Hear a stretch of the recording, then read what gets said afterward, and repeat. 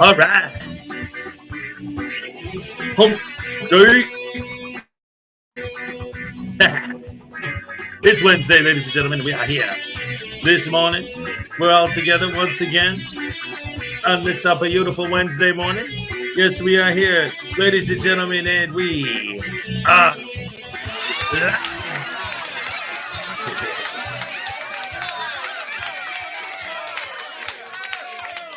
That's right. That's right. That's right. Good morning and welcome to the show, everybody, on this beautiful Hump Day Wednesday morning. Oh, my goodness gracious me. So happy to see so many wonderful, beautiful, fantastic, amazing people here today. Like, for example, the first person was the one and only Ron Klotzer is here. Hey, as Raymond's in the chat from the middle of the Mojave Desert. Here's your happy dance.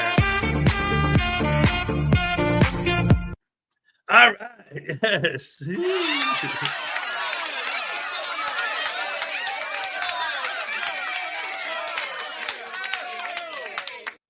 Greg Jonick was number 2. Hello, sir. How do you do? Yes, 2 and 2.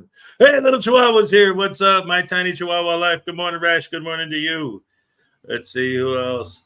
We got Greg Jonick, Tiny. We got Terry Barnes is in the house. Good morning, everyone. God bless. God bless you, sir. Let's see who else is here today. Terry Barnes. Cliff Hickson is here. G'day, all. Back when he starts. Hey, that's me. Hey, what's up? All right, let's see. What do we got? Greg Jonak, Ron Klotzer, Tiny Chihuahua. P. Barnes is here. That's right. Good morning, good afternoon, good evening, my dear friends from around the world. Yes, absolutely great to have you here, sir, as always. Let's see. Great helper to the show. Thank you, sir, for being here as always once again. Let's see, scrolling. I'ma keep on scrolling till I find someone I didn't say hi to. How about David E. Persons? What did the man who attacked a frauditor with sodium chloride get charged with? Assault.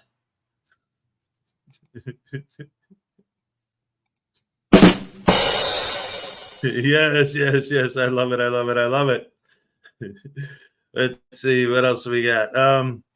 P. Barnes, David E. Persons, Tiny. Let's see. Who else is here today? All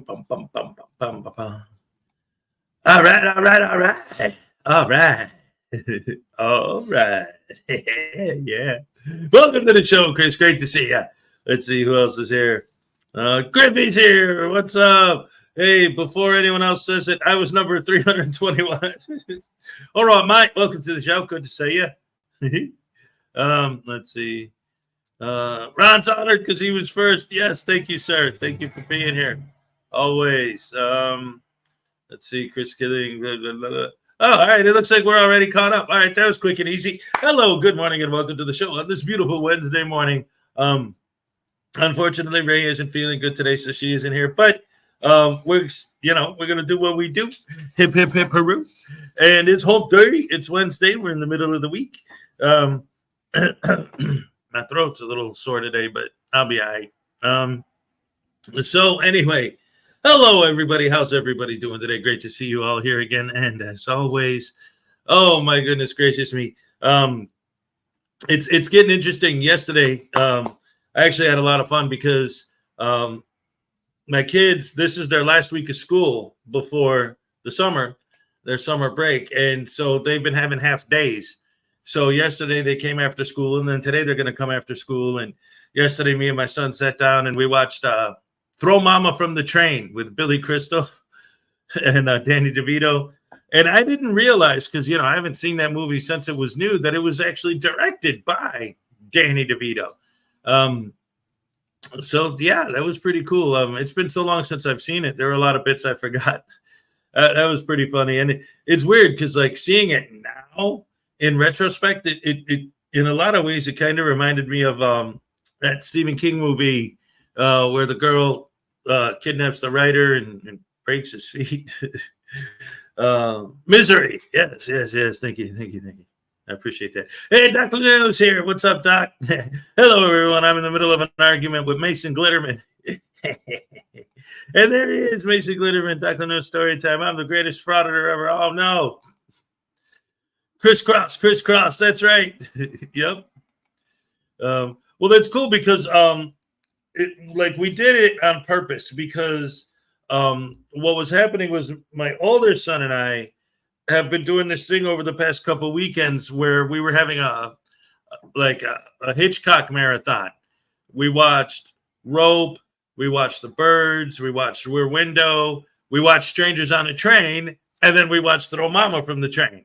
So it was cool because, he had it in context. He knew exactly all the references and everything. So that was cool. So far, it's cool because my older son, he told me yesterday after we watched the movie, he's like, oh, they kept talking about Hitchcock and this and that. But afterwards, he's like, Dad, and I like this, because I'm just showing him like all this stuff, trying to educate him on, the history of music and movies and all that, as well as, everything else. But so we're watching that. And he says, well, I don't know, because there's a million Hitchcock movies and I haven't seen them all. But so far, I think Birds is my favorite, and then Psycho. But Psycho might be better than Birds. But out of all of them, and then Rope.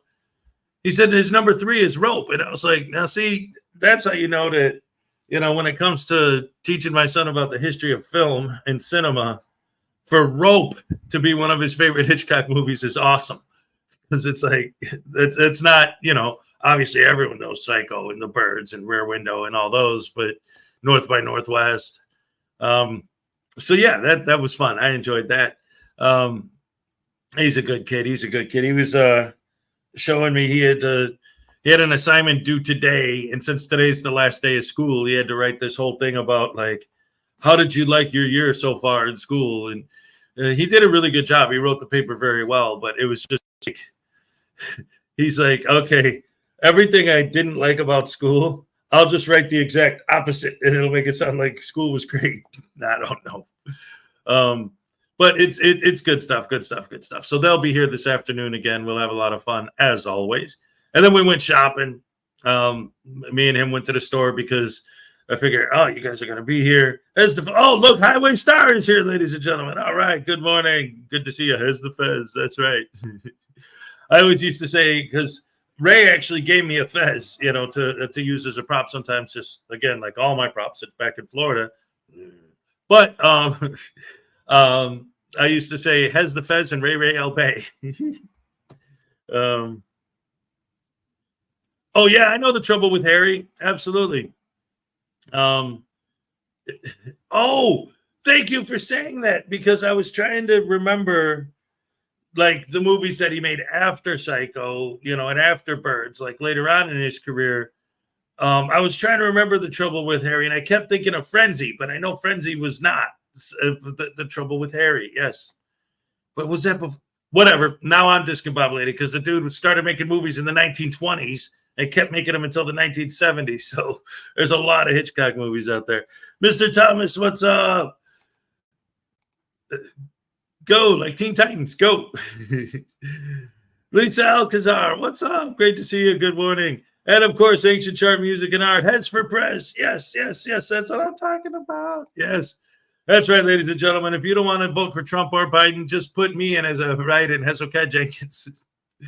That would be so freaking hilarious.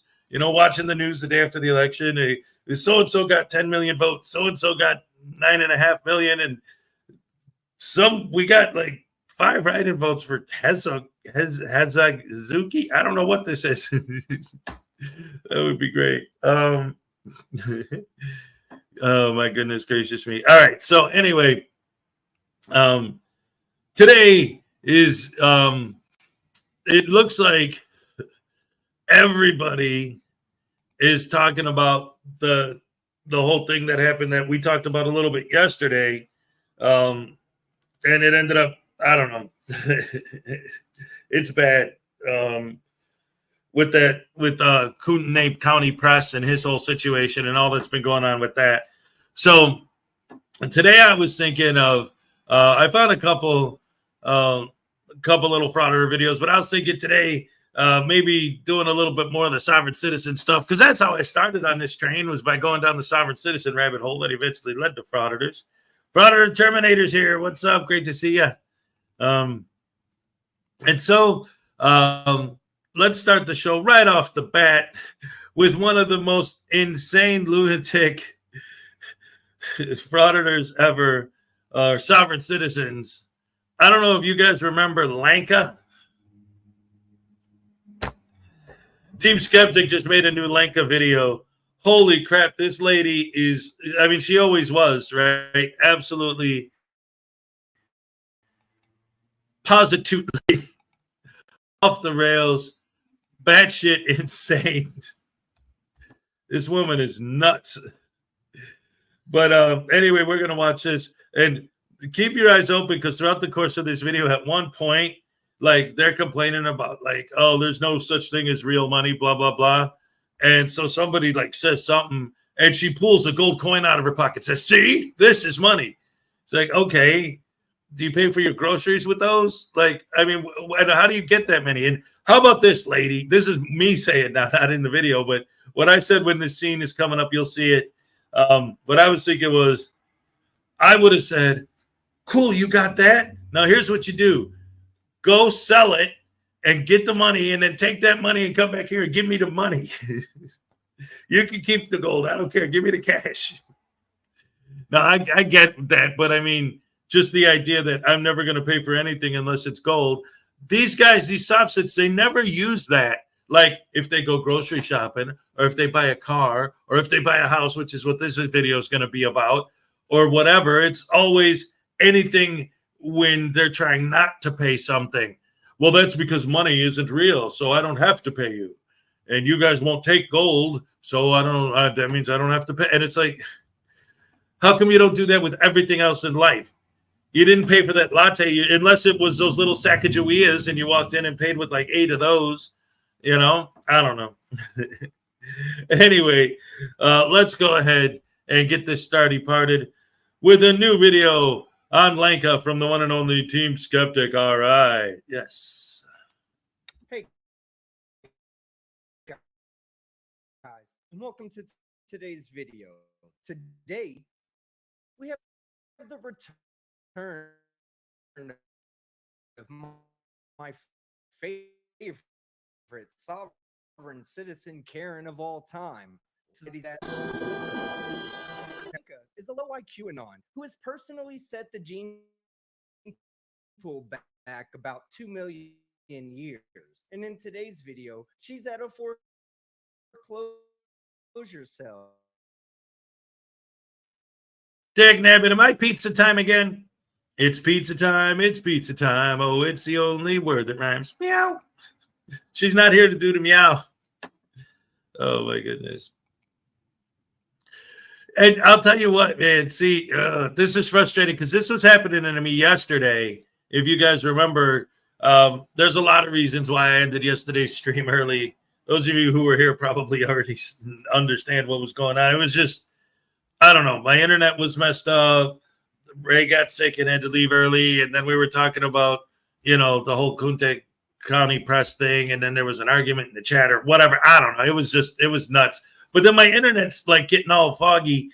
And like 20 minutes after I go off the air, I get an email from Spectrum that there's been outages in the area and there might be some disruptions in service. So maybe they're still dealing with that. And that's why I'm getting some pizza right now. I don't know. I apologize, guys, but you know, we'll just trudge through and do the best we can, and hopefully everything will work out. Okay, all right. So let me see. Maybe if I lower the maybe if I lower this to maybe 720 instead of 1080. I don't know. That might help. But let's find out. All right. Anyway, back to the video. Homes were all fraudulent, so she didn't have to pay her mortgage anymore. Well, the bank disagreed, foreclosed on her home. Most of you already know who Lanka is, but not many of you will know who Kat Espinda is. So let me introduce you to the newest member of the hobo race. What you know, you can't explain. But you Dag nabbit. What the hell? Spectrum! I'm going to get you, you son of a bitch. Also, as far as the sound, he actually apologized for that video in the comment section that it was too quiet. So maybe we'll move on to a different one for now.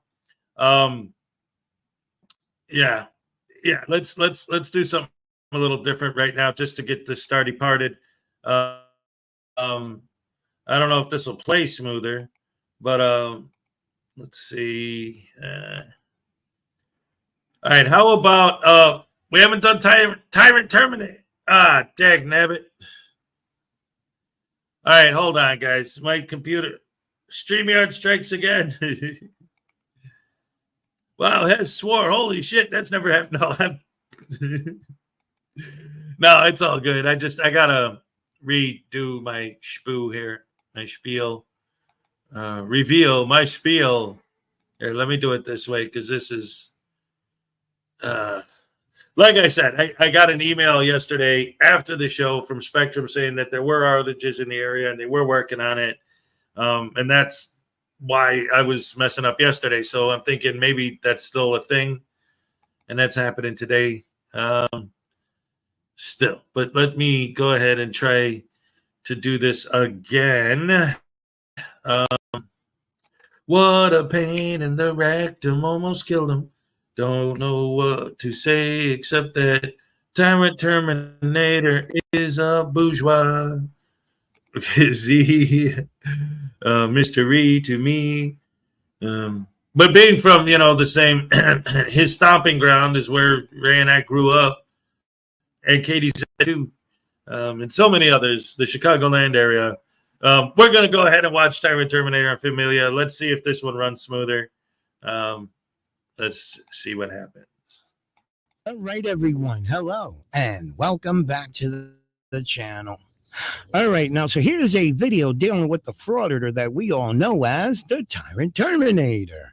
And for those of you that are familiar with his videos, well, I think we can all agree that he gets away with a lot of bullshit, okay? A lot of bullshit. I so look forward to this guy getting arrested, and arrested soon. Oh, now, I found the video interesting for two reasons.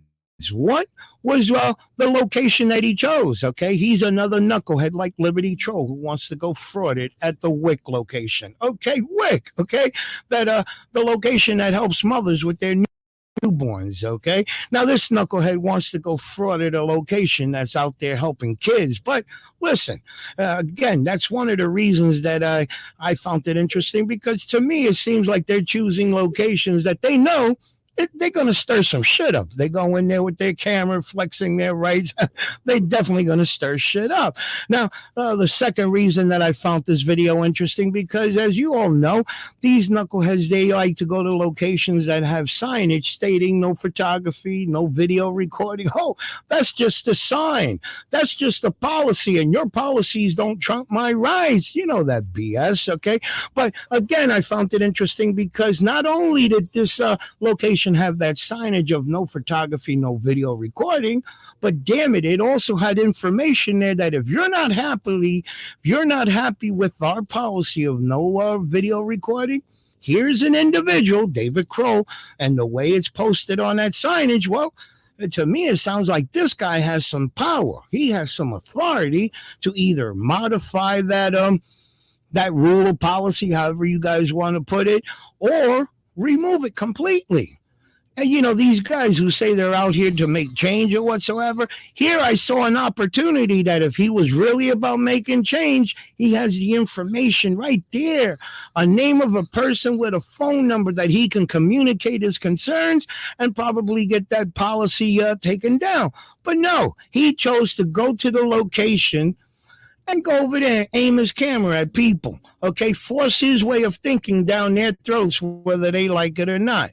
Now, think about it. You have an opportunity to communicate with somebody who has authority and power to remove that policy, or you're going to go to the location and harass the small employee that has no authority, no say-so in removing that policy.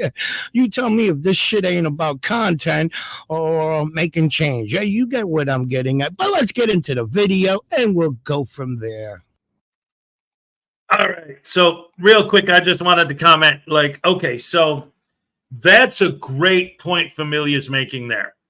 These guys look at these signs, and when they see there's a no filming sign, just because they see there's a no filming sign, specifically because there's a no filming sign, that's going to be their location that they're going to film. But actually read the sign. This one says, if you have an issue with this policy, here's who you call to talk about it. So do they do that? No.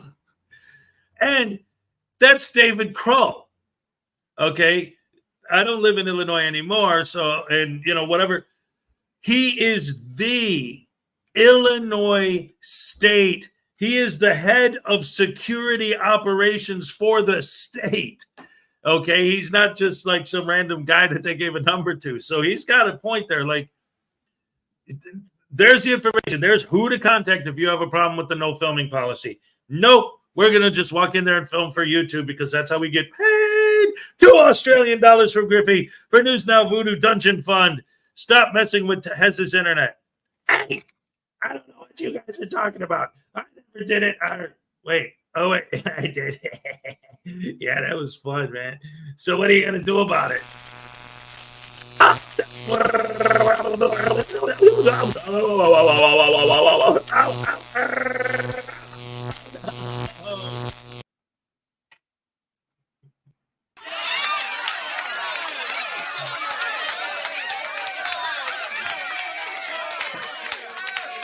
Thank you so much for the 2 Australia Griffey. Here's your happy dance.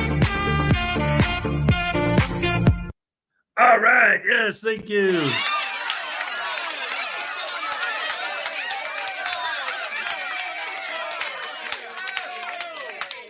And once again, this month we decided to bring back the monthly drawing. So that gets your name entered into the monthly drawing for June. All right. Congratulations. All right. Let's see what else we got. Griffey's awesome, man. Yes, he is. Thank you so much. We love Griffey. Huge fan of the show. All you guys, best fans in the world. Love you guys. All right. Back to the video. Don't you know? Back to the video. And then we're going to watch the show while we're watching the video. Hey, Hezokuai is just chilling and dancing and having some fun. Try it just to entertain everyone. Eloise Skidor is here. What's up, brother? Great to see you. All right. Yes. What? Oh, yeah, video. Oh, my goodness gracious me. Tyrant Terminator. Boo. Ugh.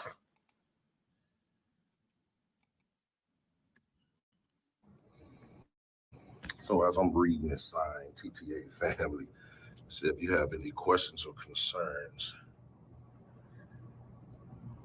about this policy, please contact DCFS Chief of Statewide Security Operations, David Crowell, at 217-836-0622. Then it says, near the bottom there, it says, this policy does not apply to a DCFS employee photographing a client for investigative or case management purposes.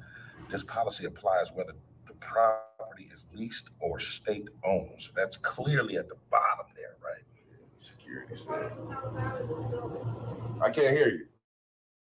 Recording is not allowed in the facility. There are signs up there stating that. Yeah, I see the sign, but that's just a sign. If you want to maybe contact the supervisor or somebody, maybe they'll let you know that we can record. So, Hi there, how you doing? how you doing today, man? All right, what is it? Are you like a supervisor?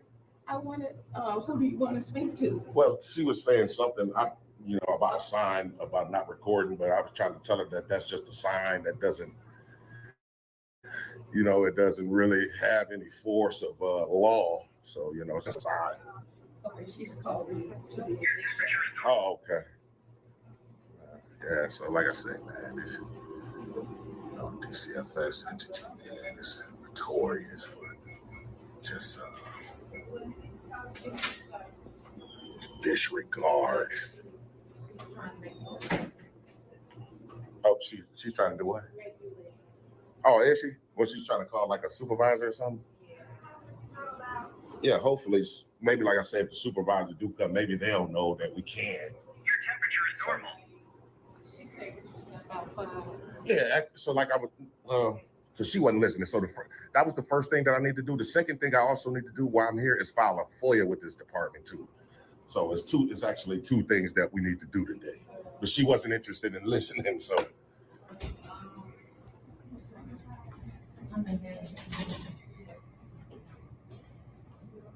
Hello. Hi, sir. How are you? All right, how you doing today, man? Well, are you videotaping? Yes, ma'am. So like I was trying to tell the lady behind the desk when she first came out, she said, what are you doing? I was trying to let her know that I'm here to do two things. The first thing is we want to exercise our right to record just in public. And the second thing I need to do is file a FOIA, which is an additional right as well. So she wasn't interested in hearing the second thing. So. Okay. Well, I get you, but where's our sign up here? Because there's somewhere that says we can't record. So I get what you're trying to do, but we can't allow recording inside there because of the nature of the children and families that we deal with. Yeah, I can understand. Can you please stop recording this speaking, please? You and I can speak. I can understand what you're saying, ma'am, and I understand your position. But the thing is about the sign has no force of law. It's just a sign. But this is not public property. It is, because it's Illinois state. It is, but inside of here, sir, I'm saying, but we're asking that you don't record. I understand. You have a conversation? I understand you guys are asking. I'm just saying respectfully, I have a right to do But it. if you want to request a FOIA, this is not the place to do it. This is not our main office. Yeah, I know. So so how FOIA goes, I can fill a FOIA out of any public entity. Do you have it? We don't have it here. So. No, I fill it out on a blank sheet and turn it in that way. That's the law. Okay, so I get you, sir, because we have people, our kids are not supposed to be recorded, so that's what we're asking you not to do that. Yeah, for sure. So intentionally, I'm not trying to record any kids or I get anything like you might that. see them coming in still. You see people coming in and out. I definitely try my best to not get the kids. So Okay. if I can just. You just call. Did you make a phone call? Okay. I get you, sir. I've asked. That's all I can do is ask. Okay. So, yeah, she's What did you say? Did you say you feel? I did. Thank you. definitely not trying to record any kids. That's not why we're here. However, I understand that just not record anything that your camera can capture. It's not illegal. So, she's out on the phone right there. Sir, can you please stand on this side? This is fire. Our people coming in. Can you please stand on this side? If you're Well, gonna, this is public I get it, records but as well, right? there's nothing public here, sir. I'm just asking you not. There's not. So this right here is not for the public. So I'm asking you not to record. We ask you not videotaping. It's not allowed. Well, respectfully, ma'am, are you contacting the higher up, like someone over you that may know about our rights? Because that'll be great. I'm calling the police. That's what Oh, I'm asking. well, I think that's unnecessary. It may be unnecessary to you, sir, but we asked you to leave the building. That's what the policy says. It's right there on the wall. I showed it to. We talked about it, but I can you tell me understand, your but the rights. policy is not law. So. I get you. I Okay. get you, so that's fine. Okay. So yeah, we're just trying to get the evacuation Okay, thank you. plans on right there. She didn't want us to record it, but It's not about what I want. I don't want you to record period because that's what it says on the wall out here. I'm not saying this. I can understand what you're saying, but you understand that we do have rights, right? I get your rights. So even though you understand the rights, you're going to try to trample on them? I'm not going to trample on them, sir. I'm going to repeat to you what's out here stating that there's no video recording in our building. That's what I'm saying. That's Even though we have a right to do I'm it. not going to talk about your rights. Oh, I'm okay. not saying Well, about your but rights. that's where it I'm comes gonna down tell to. you- I'm going to enforce what we have here. This is what we have. Okay. Can't talk about your rights. I'm not talking about your rights. I'm telling you the okay. rights of the children, the families we serve, and they have a right not to be videotaped and being here. And this should not be happening here. Okay. It should not be happening at It all. just don't make sense if you do definitely understand our rights and you're trying to disregard them. So that's kind of You didn't put words in my mouth, sir. That's not what I said.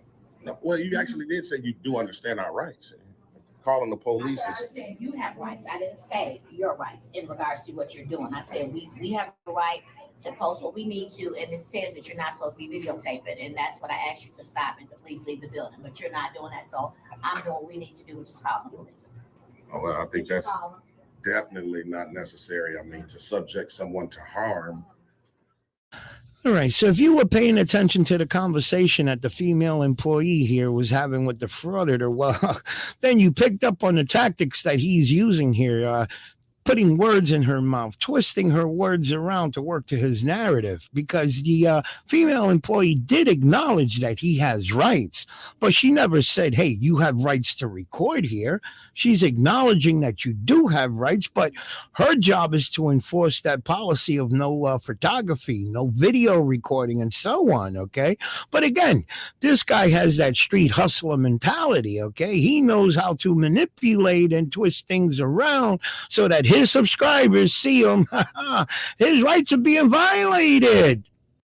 And do you notice now they're crying to their subscribers? Look, the employees, they're calling men with guns to come do me harm. And I'm saying, hold on now, that employee has spoken to you in the beginning respectfully and nicely. Hey, we have a policy here of no video recording, no photography. And if you want to continue to record, we have to tell you, you got to leave. Now, we all know frauditors, they're not turning their cameras off. This is all about content. And now, if you notice, all of them are doing when they're told you have to leave, we're not leaving. Okay, so what other options do you give these employees? Okay, and when they call police, now they want to make it sound like, look, they're calling men with guns to come arrest us, to come shoot us, and all that bullshit to dramatize shit. Now, I'm sure you guys are picking up on that. How you doing, officer? Good morning, sir. Good morning. Officer Adams. Officer Adams, appreciate that. Appreciate that, sir. So, like I was just explaining to that young man, it seems like he understood the other personnel guy that was just standing right there. Is I need to do two things while I'm here. The first thing we need to do is be able to record in public and exercise our First Amendment right. That's the first thing. The second thing is I need to file a FOIA, which is an additional right.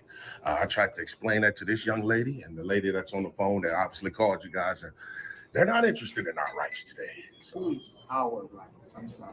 our Did you tell me meaning who we the you people. Did you tell me who you are? No, I didn't. You What's didn't. your name, sir? I just want to remain anonymous, Officer Adams. But I told you my name. Well, you are required, respectfully. But that's not just. I didn't say fair. That's not just. Just. Because I have a right to tell you who I am, you as well, on a public way in regards to me knowing who you are and who I'm talking to. I just asked for your name. I understand, but I'm just saying, last name. Okay, you respectfully, I was just declined saying. to tell me. Yeah, just respectfully, Officer So Adams. why are you here? Okay, again, so we want to be able to exercise our rights to record in public. Who is we? We the people. We the people. And the second thing is we want to be able to file a FOIA. So both of those are rights. They're not privileges. They are absolutely rights that are guaranteed by the Constitution. Now, if you don't get that done, then what? You're going to remain here? Well, I'm definitely going to get it done. It's fairly small in here, so I've already got as much as I can get. If I sit down. Of course not. I mean, you got to do what you got to If you do. don't get it done, then what are you going to do? No, I'm going to get it You're done. Remain here? I'm going to get it done. How you going to get it done? You know what a FOIA is, correct? Yes, sir. So I need to file a Freedom of FOIA. Information Act. That's correct. So If I'll you file a don't FOIA. Get it done. What are you going to do? If you don't get it done today, what are you going to do? I'm definitely going to. I don't understand the question because I'm going to get it done. That's why I'm here. How are you going to get it done if they don't allow you to do it? And if there's a procedure other than you doing it right here, then what, sir? So how it works is if they don't give me a FOIA form to fill out, I'll fill it out on a blank sheet, and that should suffice because the state of Illinois, there's no standard form even. And if it doesn't suffice, then what will you do then? Well, the only way. Continue to remain here. I mean, I'm definitely going to not let my rights. I'm not going to allow my rights to be trampled on at all. Okay. At all. Have I trampled on your rights within the past 5 minutes since I've been here? None. Of course not. So But they have. They have. So now, if you're not able to accomplish what you said you want to do, then what are you going to do? We'll just file some complaints. We got to do it anyway. We have to file some complaints on this So entity. have you made an attempt to try to file a Freedom of that information? Not at this point. Okay. Not yet. What else are you planning on doing? That's just those two things. So record in public is the first one, and the second one is to file a FOIA. Okay. Which we do recognize that those are rights, right, Officer Adams? Now you know. Do you concur? They are, but there are guidelines to every human right. Okay. There are guidelines to every human right. Okay. And now you're in a facility. That's correct. That they have posted to where you have confidentiality. Not in public. Right. It's not the public. This DCFS. This is a building dealing with children. So it is. It's a state agency. This is a building that deals with children. What's your name? That are protected kids. Okay, yeah. This is a building that deals with kids, which means they have the right to safeguard the children, and that's what they're doing at this point. That's correct. But we also have a right to film in public, sir. Okay, fine. Did you film already? Okay, you can't go back there because the kids are back there. Absolutely. We'll never try to go to restricted areas, sir. Okay, all so right. Just de-escalate, Officer. So can we do this, sir? You're getting kind of. Can we step outside and talk about this so they can do what they have to do for these kids, and then you can go do your 4 years and all the things. I got to do my FOIA right here. Yeah, I got to do my FOIA. I don't know if they have. I don't know if they have a FOIA for here. They might. We haven't asked them yet. Do you have a FOIA for this facility for these? No, he said he can print it down. Okay, so you have to go online. No, sir. No, so I can fill it out on the blank sheet. Okay, yeah, listen, they don't have a FOIA at this location. Sir, that's okay if they don't. I can fill it out on a blank sheet, sir. Okay, sir, can you please just step outside with us? Sir, I have to file my FOIA and I have to exercise my rights. Where you gotta file a FOIA at is what I'm asking. Here, sir. I just told They you. said they don't have it. So did you hear me say a blank sheet? Okay, so okay, but you can't fill a blank sheet out here. Yes, you can, sir. That's the law, sir. They got stuff to do. What do you? There's no kids even here. Are you on medication or something? Are you on medication or something? Are you on medication or something? Sir, that's disgusting for you to go Are you there. on medication? Why? Because I'm exercising my right? No, she's letting you know there are children here. I'm saying, what does the medication have to do with That I'm means- exercising my right? That means we may have to call and get you an ambulance. Get you I don't need some an type of ambulance, medical sir. I need to exercise my rights without Okay, you guys trying to exercise- step on them. All right, so let me jump in here real quick. Whereas I found it funny with the officer asking the frauditor, was he on any medication? Did he need any medical help? Oh, let me tell you why I found it funny. Because again, look at the bullcrap that he's doing. Realistically, like I said in the beginning of the video, the signage said it all. That to me proved a lot to me, guys, okay? The idea that if you're not happy with that policy of no recording, no photography allowed or whatsoever, if you have issues with that, here's an individual, David Crow, who has the power, the authority to make modifications as well as to remove the damn rule, okay? They're giving you an opportunity to fight for that change, but yet he chose to go there and stir shit up because all he had in his mind, come on, you got to pick up on it. All he had on his mind is that I need to make content. I need to make content, make a day's pay. Okay. And then let's be real. These officers, you could only imagine what's going through their mind. They don't know this guy from Adam. All they know is they got some knucklehead in this location that's talking about he's going to record and I'm not going to leave this location. So listen, whether people, I mean, we see these videos every day. We already know some of them may seem harmless, but after watching that video of that wannabe frauditor who snapped and wanted to take out as many cops as he could, come on, that opened my eyes up, guys. Any one of these frauditors, Chili being the first one, that the way his actions, the way he acts with cops, okay, not only can you tell they straight up cop haters, but again, one day they may snap, and the next thing you know, we're watching this shit on the news about people, the employees, and law enforcement getting killed. And again, some of you may think this is entertainment, that this is harmless, and I don't see it. I truly don't, guys. Some of you maybe don't like what I say, but to me, this is domestic terrorism, okay? And this shit has to be dealt with appropriately. We already know, okay, YouTube is a major player. They're not going to take a stand because it's all about money, okay? But this shit is serious, guys, and hey, it is what it is. The young lady explained to you, sir, that they don't have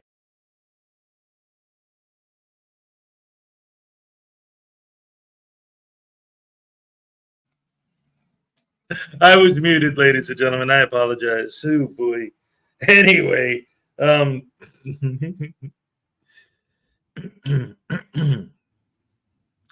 standing up, but for we the people by being an individual stubborn ass.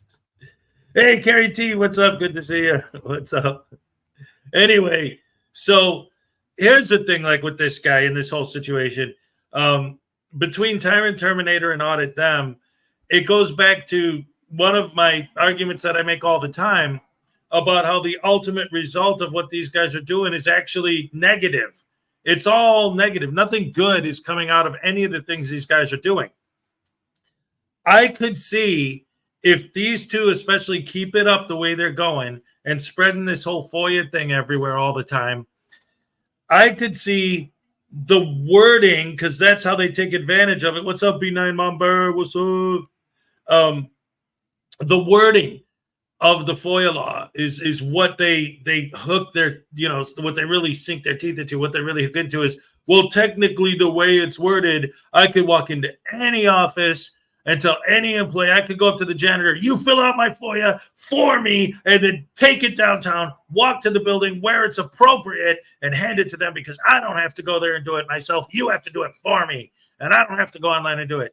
So I could see these boneheads pushing and pushing so hard that they actually say, okay, you know what, let's change the wording of the FOIA laws.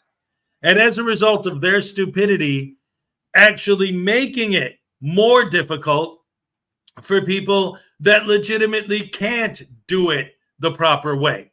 Because they always like to say, well, what if I was blind? What if I was deaf? What if I didn't have hands? What if I blah, blah, blah, blah, blah? Well, guess what? That's why that wording is there. For those situations, but you are none of those. None of those situations apply to you. So they're going to keep pushing and pushing and pushing. And who knows, maybe someday they'll decide that they have to change the wording of the FOIA laws that actually will make it more difficult for people who do need to do it that way, because it's like the boy who cried wolf. You get so many knuckleheads that don't need that extra level of service, demanding it, to where, who knows, maybe they'll stop offering it. Make everything worse for everybody. That's what these guys are doing. Frauditing, like, they don't. What's up, Uncle Artie? Fargo Stupidity. Hey, Freebird Tom. Who else is here? Anyone else I didn't say hello to? I see we got more people in here than we did earlier. Carrie T, Ancient Chart Music and Art. Edward Keller. What's up, Edward? Mr. Thomas, Christopher O'Connor. So many wonderful people. I love you guys. It's Wednesday. Oh, my goodness gracious me. I'm not watching this Hez rant until he acknowledges me being here. Who? What? Yes, ladies and gentlemen, Graham from the Graham and Bob Show is here. Chuck is here. Good morning. Oh, Graham. Yesterday when my son was here, because he doesn't know anything about all this stuff, I turned him on to the Bobs. I showed him a bunch of your stuff, and he was like, "Oh, this is great. I love the Bobs." So you got a new fan. Anyway, Chuck, what's up? Good to see you. So yeah, I'm always thinking about like the long-term effects of what these guys are doing and how they're not actually making anything better. What's up, Society Red? They're not actually making anything better. If anything, they're making stuff worse. They're getting complaints brought in on people. They're getting businesses call flooded. They're getting people fired. They're pepper spraying people. And now they're taking it, after what happened the other day with Kootenai Press, bringing it all the way to the ultimate level of ending people. Nothing good is coming out of auditing at all. In fact, it's just escalating and escalating and getting worse and worse and worse and worse. And again, eventually, what's the whole thing with this FOIA thing going ultimately to become? People just changing the wording of the FOIA laws because so many of these knuckleheads that don't need those extra steps that were created for people who do need them are constantly insisting and demanding that the state must fill out their form for them and bring it to the main office where it's supposed to go for them, and all this other stuff that they demanded they do. I can see them taking that away and then making it more difficult for people who do need that to get it. Thanks, idiots. Thanks for making the world a worse place because you're trying to make YouTube money. Rooster Cogburn is here. What's up, Rooster? Anyway, back to the video.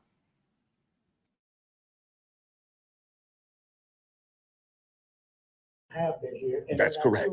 That's correct. So I can fill it out on a blank sheet. This is just all I want to know. Is you guys going to aid them in trying to violate my rights? That's all I need to know. When you fill it out on a blank sheet, That's correct. what do you want personnel to do with that blank sheet? All they would have to do by law is forward it to their public information officer. To do what? What is your FOIA is for me to request materials, officer.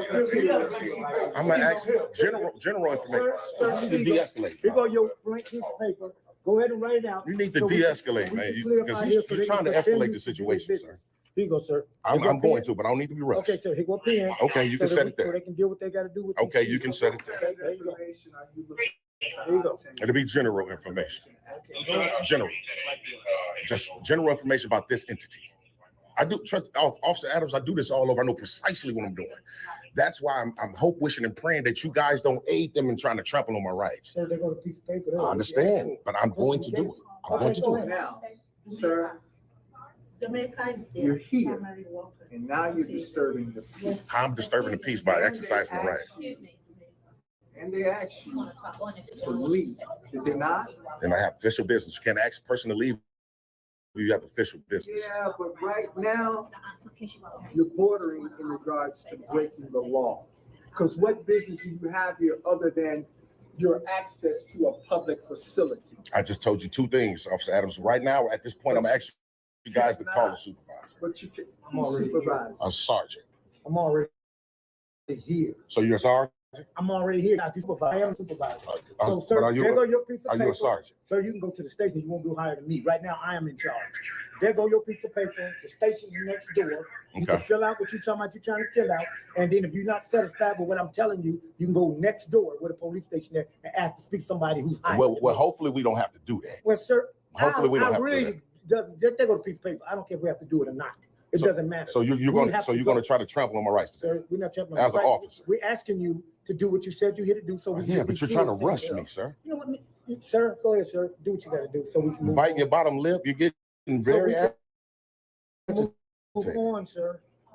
Go ahead. You said you.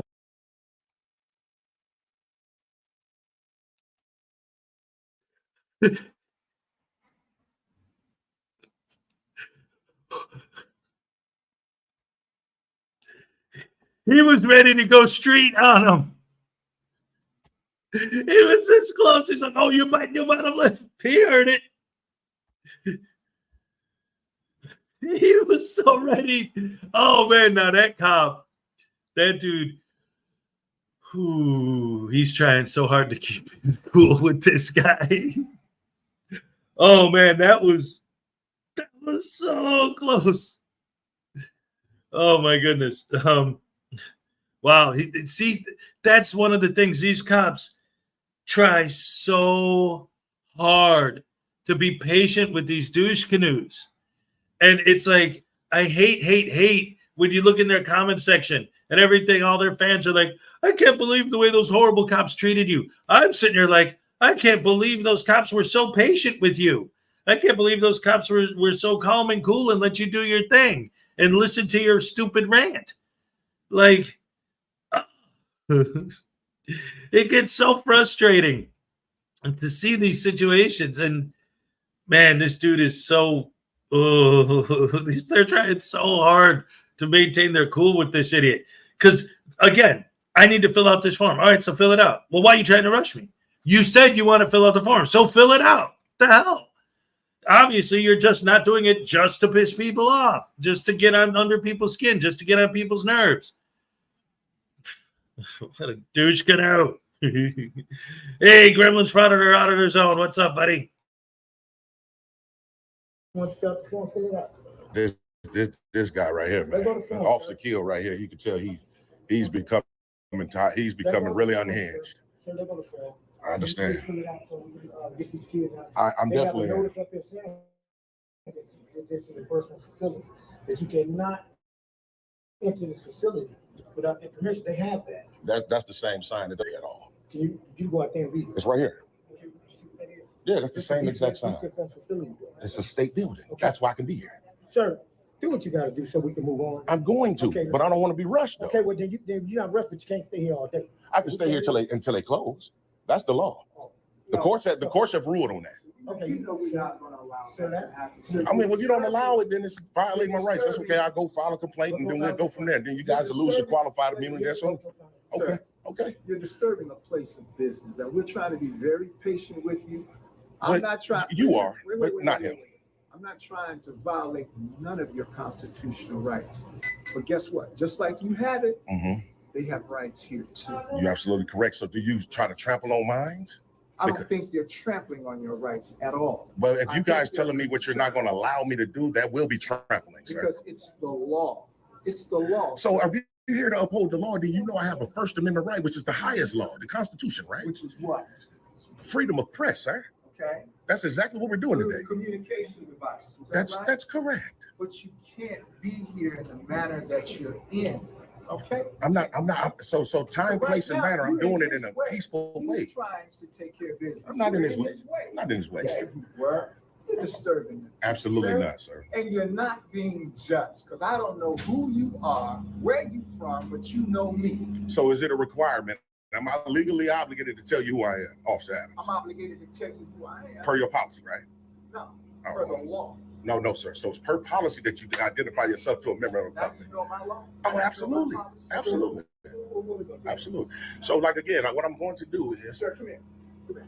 Well, put that camera on this, right? yeah, I'm just trying to show your partner the same sign, right there. That's correct.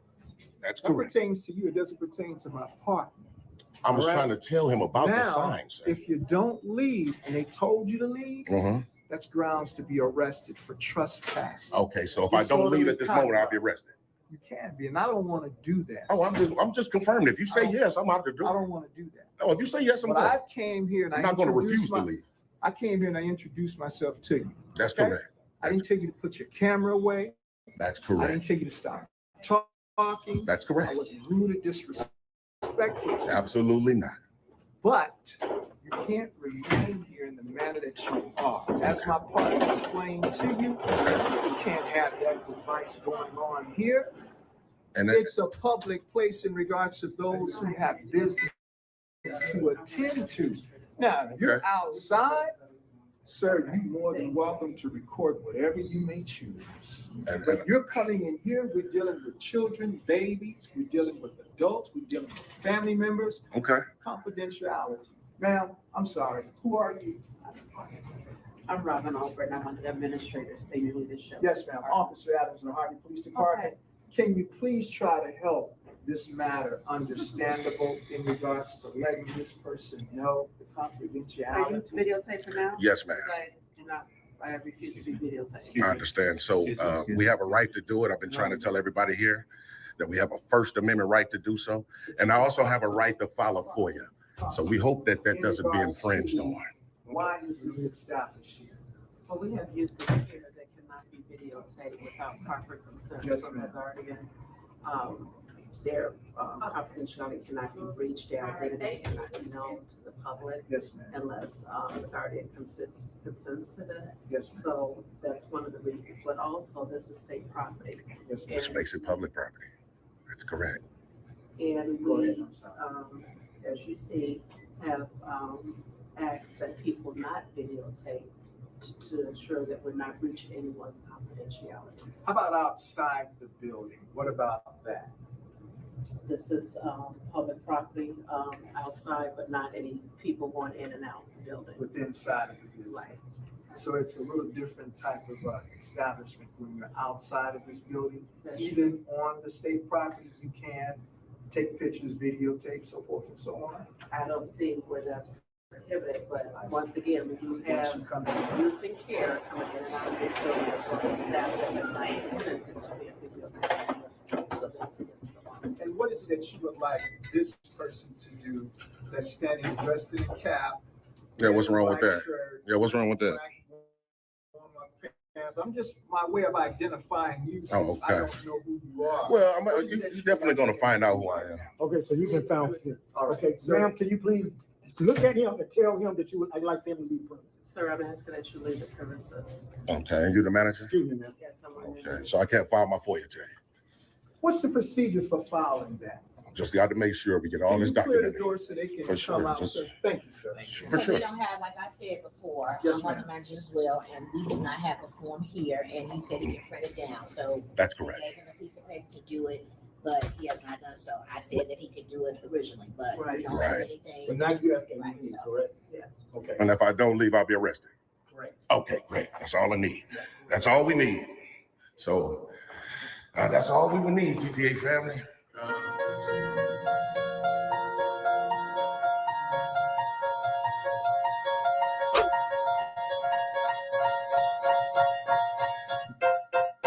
Yes, he's back. Wow. All right. Round of applause, ladies and gentlemen, for Familia TV. All right. And a round of boos. And a round of boos for Tyrant Terminator Studios.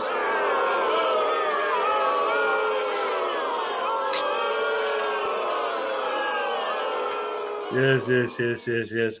Oh my goodness gracious me. Oh, that guy. Tyrant Terminator is oh, man, he's at such a high level of stupid. It's ridiculous. And that's one of the things I've noticed with a lot of these videos, not just him, but a lot of these guys always have this thing. And I don't like conceptually, again, I've been doing this long enough that I've heard their arguments, almost all of them, a million times. So conceptually, I get the idea of what they're trying to say. It might be insane. It might be stupid. It might be a flat out lie, but I know what it is. What I don't get is I'm just going to be here and cause as much chaos and mayhem as I possibly can until they say that if I don't leave, I'm going to get arrested. That's what I needed. Thank you. That's what I came here for. That's what I needed, right? That's what they came here for. Is they want the cops to say, I'll arrest you if you don't leave. Why is that the gotcha? What's the point of pushing and pushing and pushing until you hear those specific words? Why is that? What is that? I don't get that. Oh, man, these people are dumber than a box of rocks. What's up, Boogie Worm? Tyrant Terminator is an arrogant jerk. Yes, he is. I was thinking because he always says, like, oh, I'm always all nice and polite on my audits, and what's that?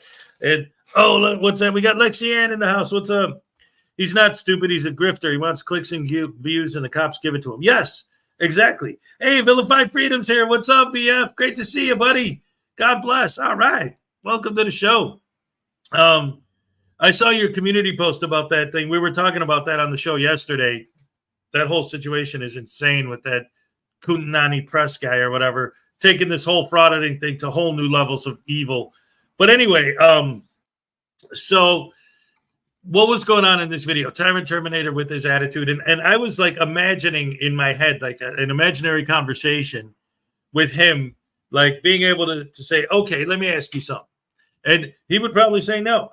But like, okay, so you're standing in a building, say, right? And there's only one chair in the lobby and you're in it. And then somebody walks in and it's somebody with a, with a walker or something, and they're shaking and they're obviously having trouble standing there. Would you offer them your seat? And if he said yes, I would say, what law is that? Where does it say that you have to offer your seat? Well, I don't have to. It's just a nice thing to do. Bingo! There's no law that says you have to stop filming, but you should just do it because it's the right thing to do. Because these people here, this is a WIC office. WIC, W-I-C, stands for Women, Infants, Children.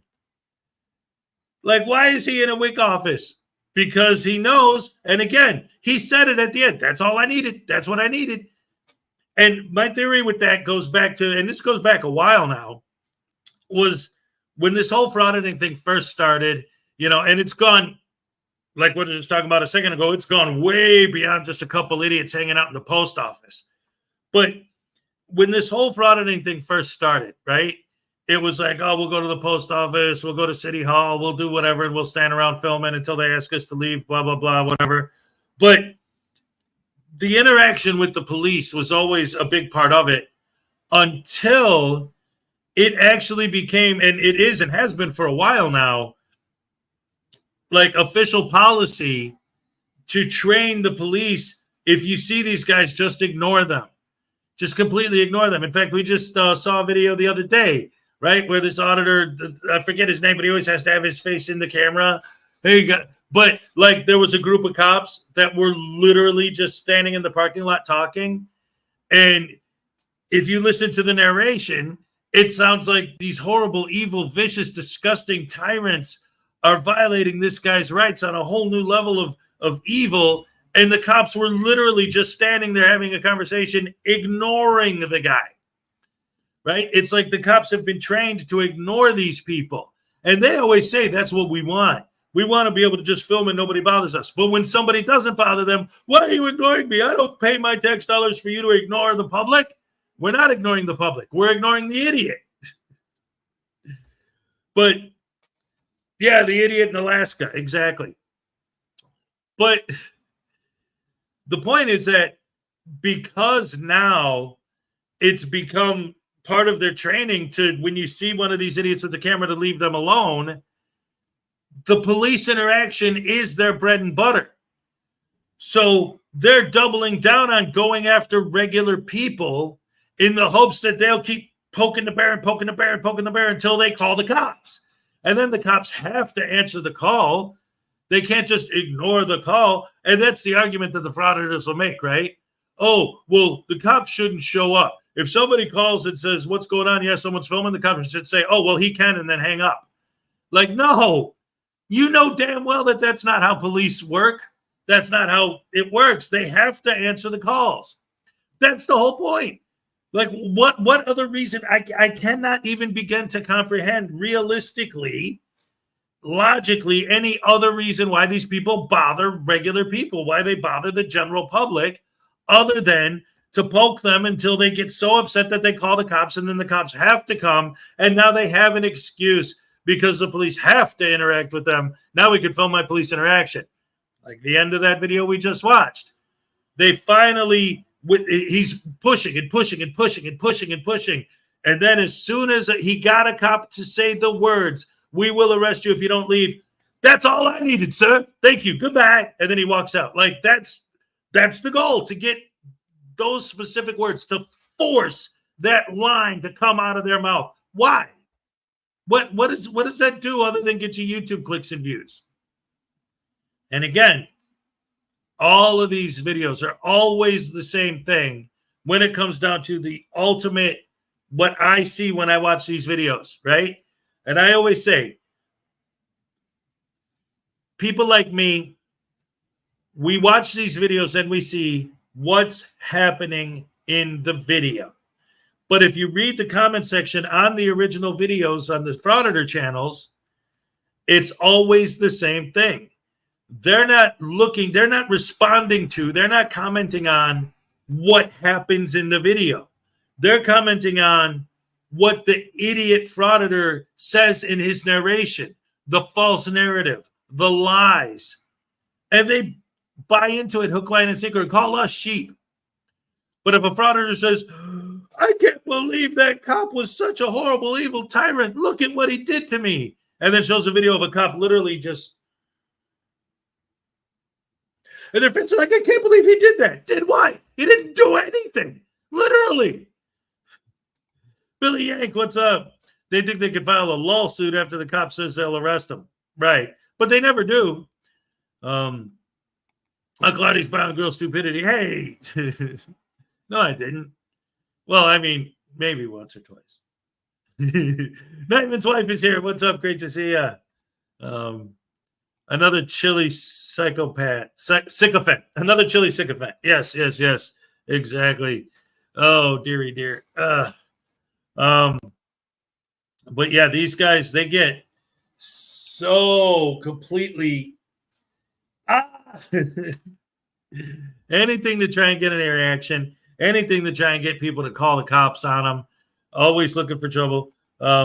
It's stupid heads because getting the officer to say those won't do anything. What it shows is a stupid frauditor refusing to leave, which is trespassing. Exactly. That's why we always say it's like these guys film their crimes and post it on the internet. Like, that's how stupid they are. Chef M80's here. What's up, Chef? Good to see you. Good morning. Yes. And watching the way that these guys put together their arguments, right? And knowing that it's just so, well, like I always say, to me, it's so transparent. But the mentality of their fan base is what really gets me. Like, I understand most of these guys are just, they see they watch YouTube videos and they say, hey, there are people out there getting paid just to film themselves acting like idiots. I can film myself acting like an idiot. Hey, look, there's people making money filming themselves acting like jerks. Hey, I'm a jerk anyway. So all I got to do is pull out my camera and just be myself and get paid for it. All right. Right? Easy money. But then you look at some of the comments some of their fans make, and they're saying some of the most horrible things, horrendous things. I mean, there are frauditors who do it as well.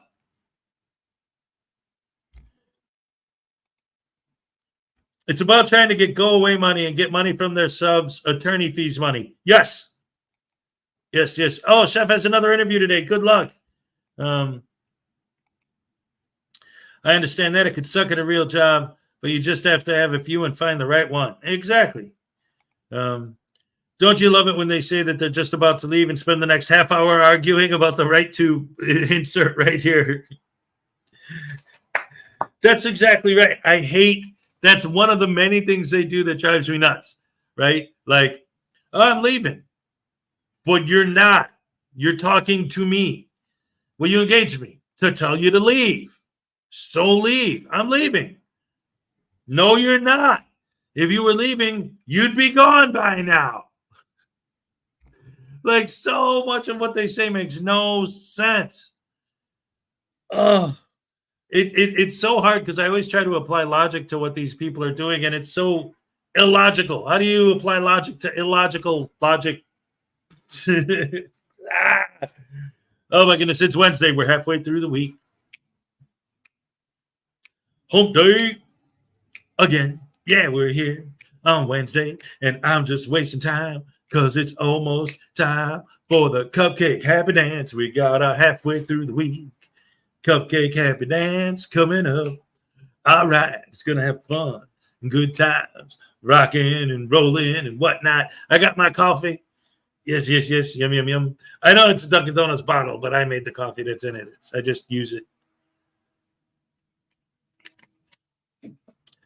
But again, somebody was saying, like, with the go away money thing, I think that that's one of the reasons that, oh, wait a minute. 4 new Beatles movies. Holy crap, hammer sandwich sauce. I got to look into that, see what that's about. Happier than a camel on Wednesday. Hey, Mike. What day is it, Mike? Hump day. Yeah, right. Classic commercials. Yes. What was it? The FCC needs to take control of YouTube. YouTube needs to stop monetizing criminals. Where was the one? Dang damn it. Oh, yeah. The whole thing about the go away money. See, I think when you look at the history of the frauditing movement, I think that was one of the big catalysts that got the whole thing started and made it really take off was Amendment Press. Because that's exactly what happened to him in the early days. He started doing this, filed a lawsuit. They gave him go away money, which to them is a win. And now, not only can I get paid from YouTube ad revenue, but I can file lawsuits and get go away money. And again, all of these things, all of these dismissals or settlements and all these other things they get, none of it's actually because they're winning on the merits of their arguments. Sovereign citizens, it's the same thing. And especially and that's part of, like, I call it, it's like a self-fulfilling prophecy sort of thing, right? Because especially like with the sovereign citizen story, script, whatever you want to call it, there's a couple things that are in it, right? Like if you go to court and you lose, or if you drive without a license and you get pulled over, that should be proof to you that whoever sold you on this idea is trying to grift you, is trying to scam you. Well, what do they got to gain from it? Well, they could sell you fake license plates. They could sell you fake IDs. They could sell you fake paperwork to fill out to get your secret Social Security number, bank account under your all caps name. All of this stuff that they sell you, that's all bogus, right? And then you try it and you get pulled over, but they write in it. If you try this and you get pulled over, the fact that you're getting pulled over, to me, would be proof that this stuff is a scam, that I got ripped off. I'd get mad at the dude who sold me on this stupid idea. But they don't, because in the idea, it says, if the cops stop you, it's because that's proof that this is a corrupt, evil system, or they wouldn't pull you over in the first place. Oh, see? So they don't, when they get in trouble, they don't see it as like, hey, wait a minute. Maybe this guy lied to me about it being okay to do this. No, they say, oh, see, this guy was telling the truth. If you do this, the cops are going to stop you because cops are evil. No, they're going to stop you because you're doing something wrong, you idiot. But then the other piece, oh, wait a minute. Oh, okay. So, but the other piece is when Amendment Press got that go away money and told everybody about it, they all saw those dollar signs started flashing in front of their eyes. You don't have to win the lawsuit. And when it comes to specifically these guys and their traffic citations, right?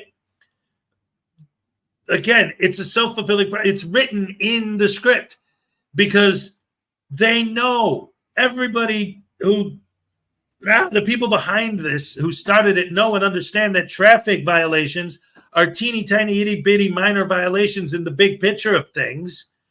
So if you keep wasting the court's money and wasting the court's money and going to court and arguing and going to court and arguing and jurisdiction, blah, blah, blah, blah, eventually it's going to end up costing the state more to prosecute you than the little fine they're going to get from you. So they'll dismiss the case. I won.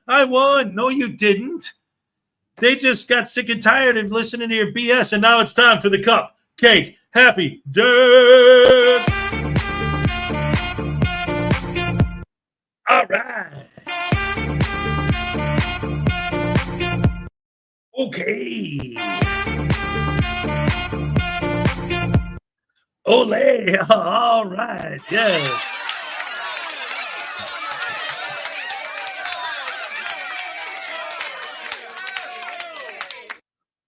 That was choppy. What the heck? Cupcake dance. All right. Cupcake. Yeah. Yes. There she is. Ole. All right. Oh, we love you, Cupcake. So happy to see you here. Beautiful. All right.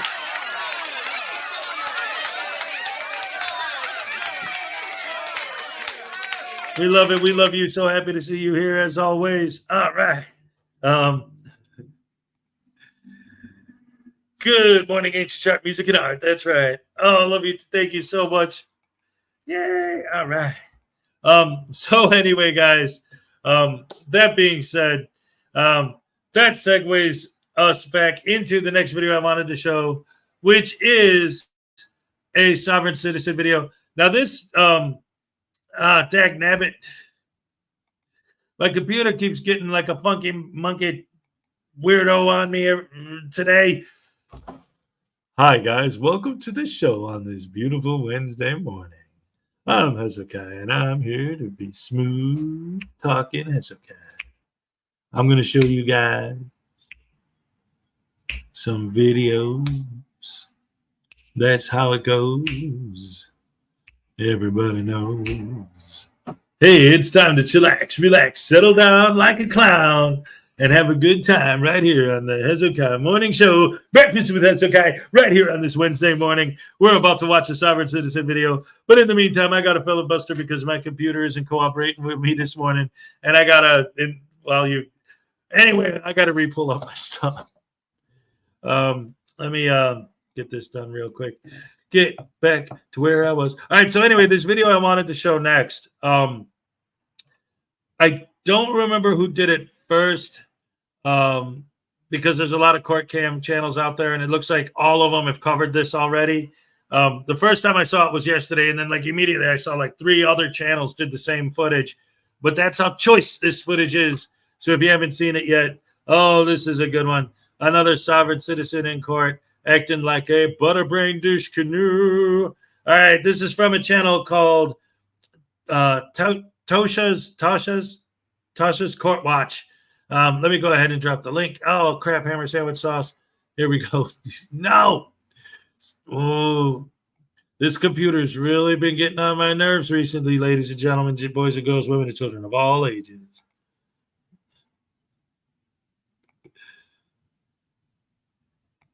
Stop snapping those fingers or Triple Cat will be your new co-host. Anyway, guys, let's check out the video. Please. His rights at arraignment. My honor. So, for the record, I've made this special visitation under duress pertaining to the matters of Jonathan Troy, Faifole, Somaliatoa Schuster. For I am beneficiary, I am sovereign, I am man. The flesh lives, the blood flows. I am a non-U.S. citizen, American national. I am sui juris imperfecta persona. I reserve all rights. I do not understand the status. And so I ask you, ma'am, what is your name? What is your nationality? And what is your status? I'm Judge Grant. I am a citizen and I'm the judge in this court. You are here subject to appropriate jurisdiction. So you are here for an arraignment. You've been charged with a crime. Today, you will be asked to enter a plea. Ma'am, I object because a citizen cannot sit a bench, ma'am. So I'm going to go through the information. It looks like you have been charged with driving with a suspended license, driving without a required ignition interlock device, refusal to comply, not having proper registration on the vehicle, expired over 2 months. And then there was also a driving violation. Wheels were off the roadway. Last two are infractions. So, Ma'am, jurisdiction cannot be proven unless status is established. You have not established status. And so if you cannot do that, I challenge the jurisdiction. And if jurisdiction cannot be proven, I move to dismiss this case That would with be prejudice. that would be denied. So I am going to, at this time, review for probable cause. Object. Again, I I understand you object. challenge the jurisdiction, and jurisdiction must be But that is proven. not going to happen today. Today, you're Jurisdiction here must be proven. to hear the charges, and I will be reviewing for probable cause, and then we'll make a determination as to whether or not you will remain in custody. And I will hear from the prosecutor And- as to that. And if you violate my rights even further, ma'am, as well as the officer and the sergeant that violated my rights, who are also going to be getting sued, it would just add to that. And I You don't can do think that, that but you right need- now. you can need you to go stop that route. talking while I review this incident report? All right, I do find probable cause with the charges.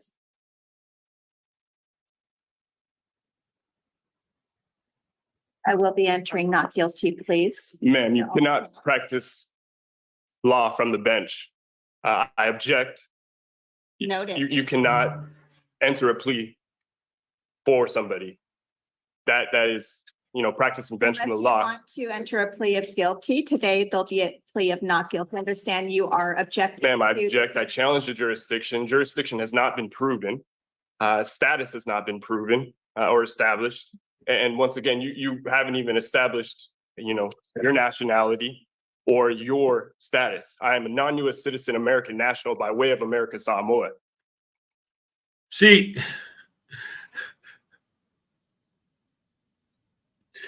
I'd like house dressing with that word salad. The lessonators here, what's up?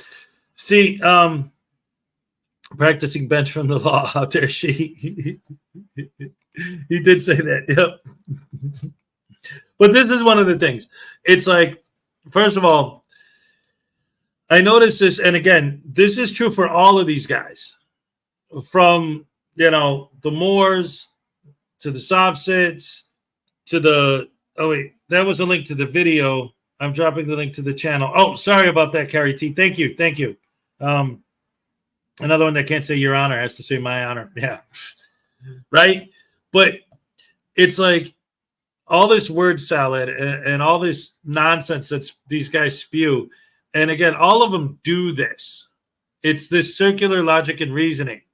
And it's extremely frustrating, not just because it's stupid, but it's like, okay. And I mean, how many times have we heard this, especially from the soft sits? But again, it's a tactic that they all use, right? Which is no matter what you say, they just say, nah. It doesn't matter. Hey, you need to prove jurisdiction. Okay, well, you were pulled over in this place at this time and blah, blah, blah, da, da, da, blah, blah, blah. Well, you still haven't proved jurisdiction. Okay, I just did. Well, you never proved your status. Okay, I'm so-and-so from the judge, blah, blah, blah. If they were an elected judge or whatever, yeah, but you still never proved jurisdiction. I just did. Just because you decide to say, no, you didn't. They're like children. Hey, I'm holding this cup. No, you're not. Yeah, it's in my hand. No, it isn't. I'm holding this. It's in my hand. No, it's not. That's what it's like. That's literally what it's like with these guys. First of all, one of my favorites is, well, how do I, you're not a real judge or this or that. Then why am I sitting here? This is a courthouse. You got to go through security to get in here. You got to go through checkpoints. Most courthouses that I've been to, you got to go through a metal detector just to get in the door. There's cops everywhere, lawyers, prosecutors, judges. How are you going to get up there, get on the bench, and start handling court if you're not actually a judge? If you don't have jurisdiction to do it? These idiots never understand. The jurisdiction arguments make sense in certain specific situations. That's why you're allowed to make those arguments.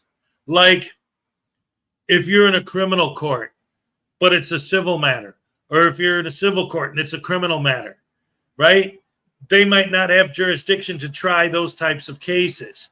Maybe there was an error in the paperwork and you actually are legitimately in the wrong place. And then you can legitimately challenge jurisdiction.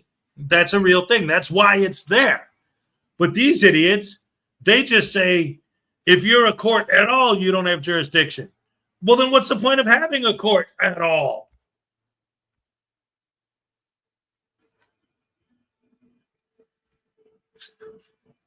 Like, then there is no such thing as jurisdiction. Everyone is just anarchy, right? No, you got to follow the rules. What rules? The sovereign citizen rules? In other words, you do whatever the heck you want, and everybody else has to, what, bow to your will? Like, who are you? And why are we following your lead? Because you're an idiot. And you believe nonsensical nonsense that doesn't make sense. Oh, man. And that's it. It's like somehow, some way, somewhere along the line, somebody always convinces these people that if you just follow the script and no matter what they say, just keep repeating the script, even if they answer specifically what you said, like prove jurisdiction, and then they actually do, just keep repeating the script anyway. No matter what they say, keep repeating the script anyway, and then they'll let you free. Eventually, they'll just let you go. No worries. Everything will be fine. Really? Really? And again, I could see how in some ways they're able to keep it moving, because since 90% of it is traffic citations, and again, if you argue enough, eventually it gets to the point where it's not even worth the court's time to bother with it anymore. And like maybe that is the end game, just to keep wasting time and wasting time and wasting time and wasting time until the court's like, you know what, this isn't worth it, and they drop it. But that's not the way it works. But this is the way these idiots try to make it work. The problem is that, and this is always the underlying issue with all of these things, and this is why, like, you can make arguments about whether Darrell Brooks really was a soft-sit or whatever, but I've seen more and more. There was obviously the most famous one is the Darrell Brooks trial, but then there was one I covered a couple months ago with the guy who literally caused damage with his car, hurt or injured someone in some way by damaging their property, by hitting it with his car, smashing their garage door by accidentally backing into it, who, because he was a sovereign citizen, figured he didn't have to take care of it because, hey, you don't have jurisdiction over me, so it doesn't matter. That's the thing. They'll say, blah, blah, blah, blah, blah, blah, blah, blah, and toss their word salad unless there's loss, injury, or harm, or there's an injured party. But then if there is an injured party, well, you don't have jurisdiction over me in the first place, so you can't prosecute me anyway, even if there is an injured party. And that's the problem. Maggie K, I have to quit watching The Evil. That's right. That's why you watch me, because I'm the good guy, and I'm here to say thank you for coming and watching my show. We're going to have fun, baby. Don't you know? Because I'm going to do a happy dance. It's true. And I'm going to taste news. Now voodoo, or at least stab them in the head. And this is how we deal with the evil. We take these frauditors and we stab them in the face. Ow, ow, ow, ow, ow, or we tase them. That's how we deal with the stress of these douche canoes. But yes, it's like these nonsensical arguments that they just make trying to waste the court's time and this and that. And they, well, if there's no injured party. But then this is why. Like, even when somebody like one of these guys tries to convince me that they're right, it's like, no, you're not. Because the basis of your argument that jurisdiction doesn't even exist, that courts in general aren't legitimate, when we see these court cases where we saw the guy who stole $150,000 or whatever it was worth of tools from his job. Well, you have no jurisdiction to prosecute me, so it doesn't matter if I stole the stuff. Like, even when there are victims, you don't have jurisdiction to prosecute me in the first place, so it doesn't matter if there is a victim. That mentality causes and escalates all of these issues, and we're seeing it, especially now, way escalated as far as it could possibly go. Anyway, let's get back to the video. I reserve all my rights. Is this something that we need to consider a competency evaluation for? I love that. I love that. But real quick, I'm sorry. That's the other thing too. With both of those, he says that and the prosecutor just jumps on in. Do we need a competency evaluation for this one? But right before that, what did he say right before that? I wanted to comment on that. Oh, wait, hold on. Let me. My rights. I am a non-U.S. citizen American. Yeah, I reserve all my rights. That's another thing. One of the arguments that these guys always make in court is I'm going to stand by all of my rights, and I have a right to. And it's like, well, wait a minute. If you are in court, you're physically sitting in court. That's because they don't want to violate your rights.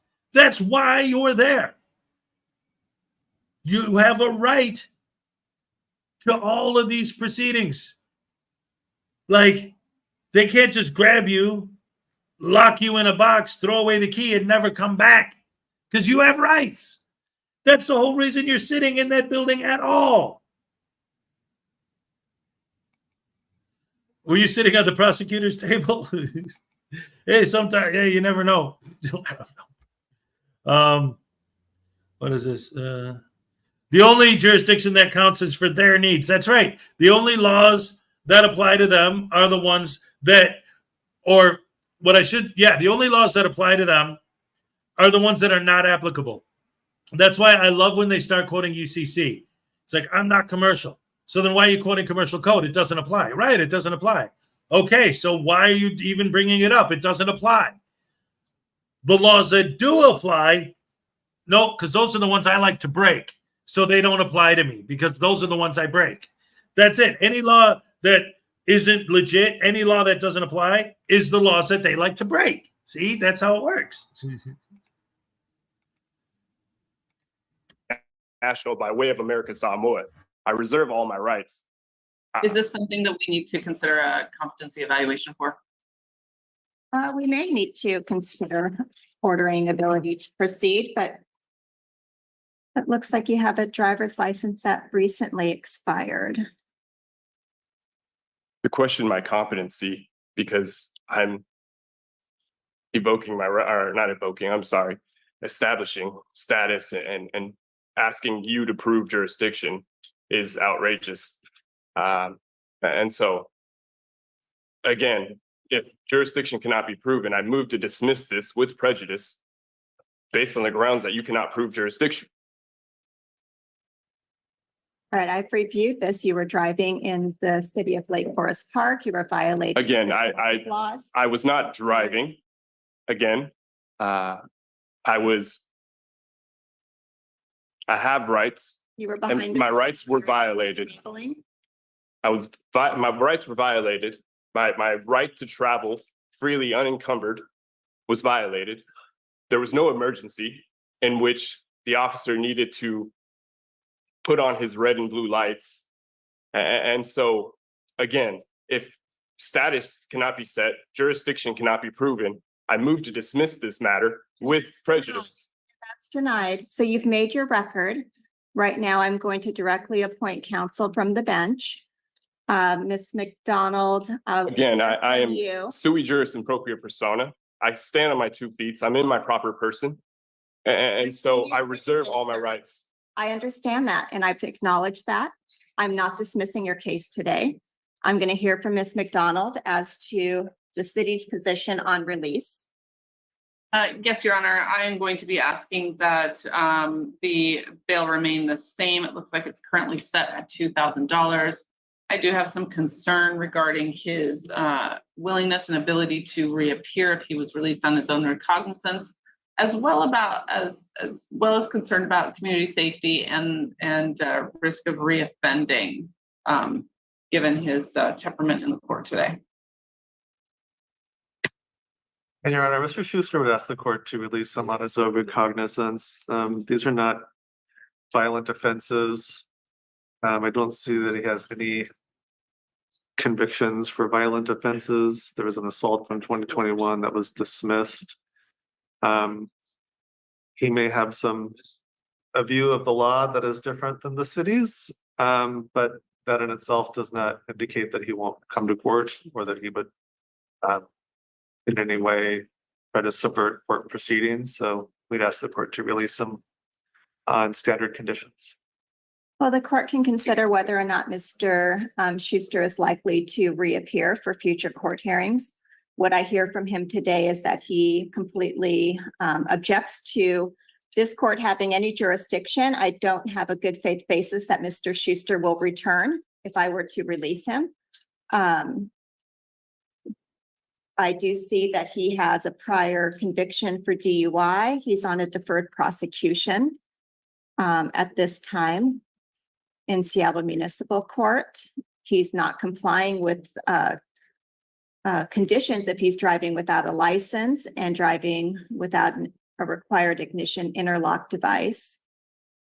Also indication that Mr. Schuster will not abide the court's orders to appear on his promise. Want to look at the Seattle municipal case and see when he's next scheduled to Like you appear. had mentioned too, in 2021, same situation, or not same situation, a situation occurred in which they tried to charge me. They didn't have jurisdiction. It was dismissed. And again, I don't want any charges against me because I do have the deferral, which would obviously violate that deferral. And so I will make any visitations, special visitations to the court to handle any matters pertaining to Jonathan Troy Faifale, also Malietoa Schuster. I'm a man, I'm free, and I want it to stay that way. I do see it looks like he's got at least 3 prior warrants. He has 2 priors out of Benton County, 1 out of Lower Kittitas. The previous warrants history. And throughout this process of going to courts, I've had to learn a lot. And so I know it's no game to just not show and make visitations. That's not what I want to do. And again, jurisdiction does need to be proven, whether it's today or another date. And if you want to violate my rights even further by not releasing me on my own recognizance, ma'am, was it Jennifer Grant?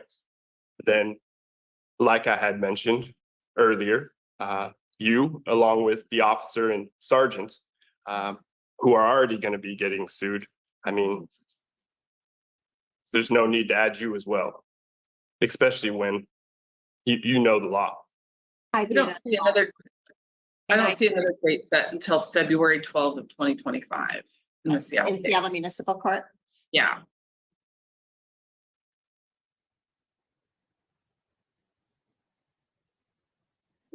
Well, Mr. Schuster, I have to do what I believe is appropriate in this case, and that is to set bail. And any threats to sue me or to take any action against me, I can't be swayed by that. So It's not a threat. It's just what it is.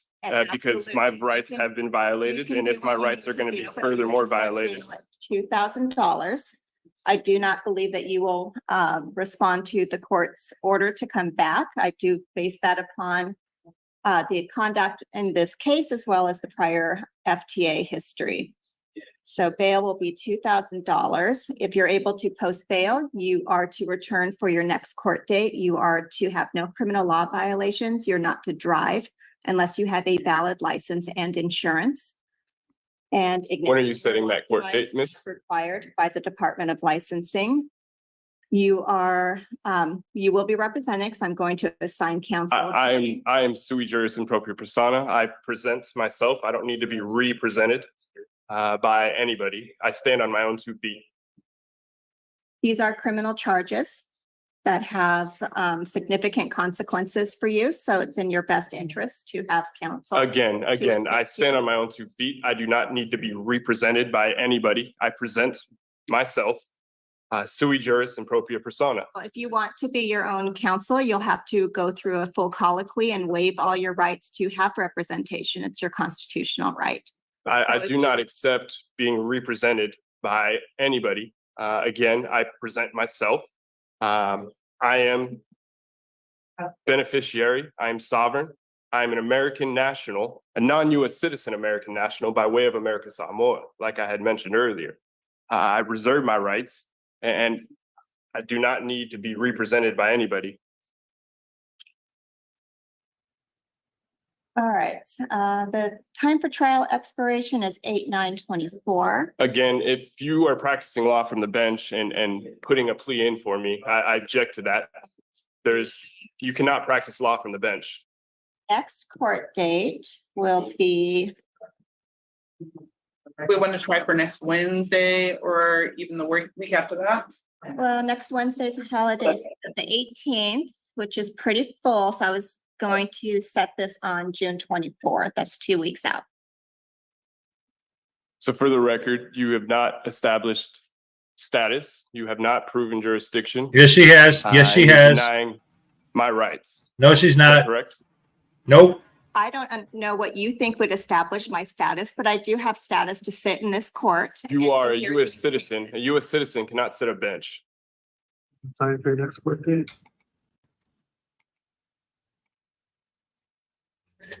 So what does that mean? I mean, really, a citizen of the United States cannot be a judge and sit on the bench. Okay, so he would be happier if they what? Just grab some random dude from Indonesia and put him on the bench? That'd be fine with him then? Like, I do not understand that argument at all. A U.S. citizen cannot sit on the bench. So who has to be the judge? The Prime Minister of China? I mean, what? I mean, like, he's making up nonsense. So might as well make as much sense as that. Kim Jong-un? I mean, who do you want to sit on the bench if it can't be an American who does it? Blackheart Knight's here. What's up? I guess what he's saying is back from before Independence Day. McAddicts, what's up? That is one of the things, though, like when these guys first started doing what they do back in the day, they used to, I haven't heard this in a long time, but they always used to argue about the Federalist Papers and about, you know, the common law doctrine from Europe, you know, and like all these things that aren't a thing anymore, but they would go by, oh, well, at that time it said that you could do this and this, so that's what it is. It's like, no, it's not. That's what it was. It's like, I mean, how far back are you going to go? You're going to go under, you know, ancient Egyptian law and they say nobody counts but the pharaoh, and there isn't one, so you can't tell me what to do? Like, I don't know, man. It's some of these people and some of their arguments get so, I mean, obviously we know all their arguments are ridiculous, but sometimes they say some things that are just like things you've never heard before, like that one. No, a U.S. citizen can't sit on the bench. Oh, that's a new one to me. I'm sorry. I didn't know we need people from other countries to come here to be judges. Like, you would want your judge to be familiar with American law, right? Like, you're going to grab somebody from another country and put them on the bench, like, and they don't know anything about our laws? Okay. Oh, man. I can imagine somebody reading the court transcript and thinking, is this right?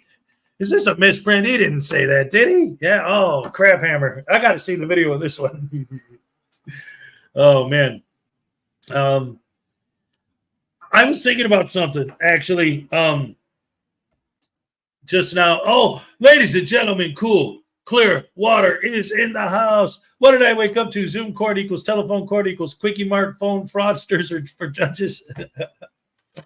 Yeah, right. The quickie mart for judges. Judges, drive through court. Pull up. Guilty or not guilty. You have no jurisdiction. Smash the window. You're in jail. Drive through. Guilty or not guilty. Guilty. All right. Lock them up. Guilty or not guilty. Not guilty. All right. Go to trial. Guilty or not guilty. You have no jurisdiction. Smash the window. Drag them off the chair. Carl's Order of the Squirrels is here. What's up, Carl? Great to see you. Good morning. All right. Oh, my dearie dear. So while I'm queuing up the next video, I was thinking of something, guys. I didn't think about this earlier, but now that I'm here with you guys, I thought, you know what? Maybe I'll ask you guys what you think. So he mentioned it yet, but it's surprising to me because nobody's making a big deal about it. So much so, even he's not making a big deal about it. So much so that I wasn't even thinking about it. But I said earlier, like yesterday, the kids came over because this is their last week of school before summer break, and today's their last day.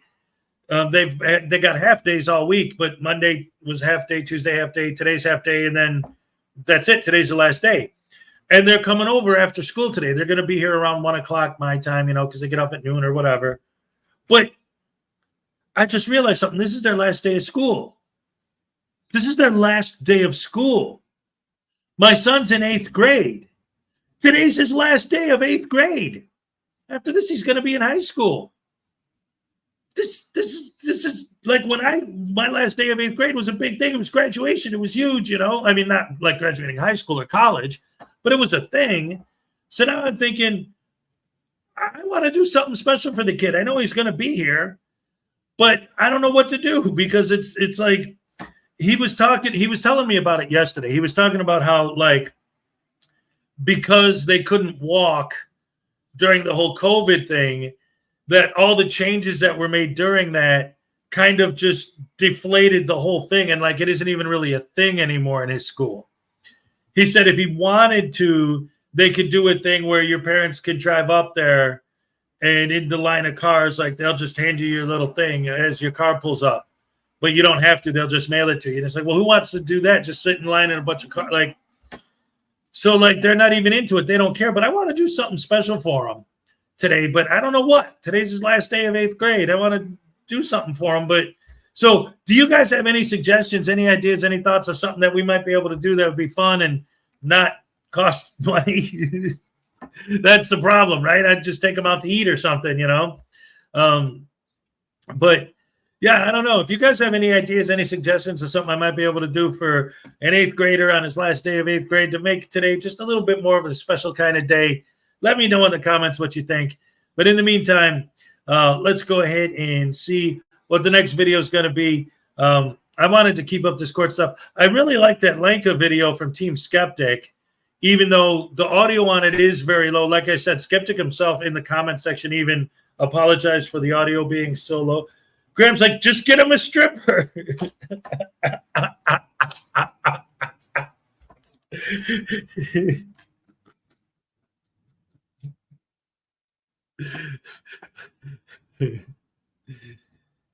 Food always works. Take him to Dairy Queen. Yeah, he would love that, actually. We don't have a Dairy Queen near here. We got a Baskin Robbins, though. He'd like that. Play his favorite video game with him. Yeah, he'd have fun with that, too. Yeah, he does like playing games, with me. Fun stuff. But again, let's see. What did I have on deck? I don't know. Yeah, I don't think that Skeptic video is going to work because you guys that were here earlier, so I tried to play it and the audio was too low. It just wasn't coming across through me. Get him a graduation cupcake. Yeah, there you go. Yeah. What is this? Chuck Norris is going to be at Comic-Con in Kansas City this weekend. Oh, nice. Family Monopoly might not. Oh, you know what? He loves that. He loves playing Monopoly. That would be a lot of fun too. Take him to see the Tyrants at the DMV. Right? Oh my goodness. All right. So anyway, let's go ahead in the meantime and play this next video. We're going to go ahead and we're going to maintain the whole idiots in court deal for now. This is from a channel called Court in Session, another court channel. These guys are great. They just play straight up. They'll put some commentary on screen. So let's go ahead and check this out. This is another banger of stupidity.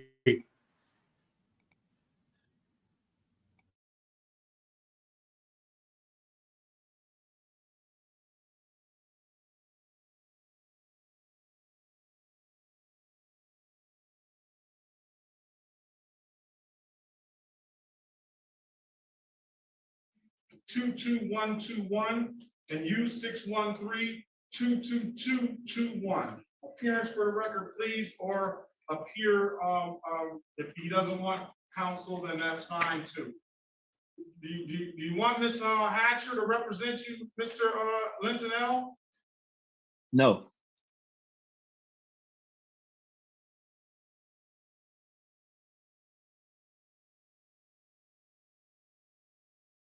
All right, state your name for the record, sir. I'm not here to contract with you. I'm just here as a meeting of the minds to get this case dismissed because there's no corpus delicti. And I'm not a state, federal, corporate entity, ins legis, if you will. So my documents speak for themselves.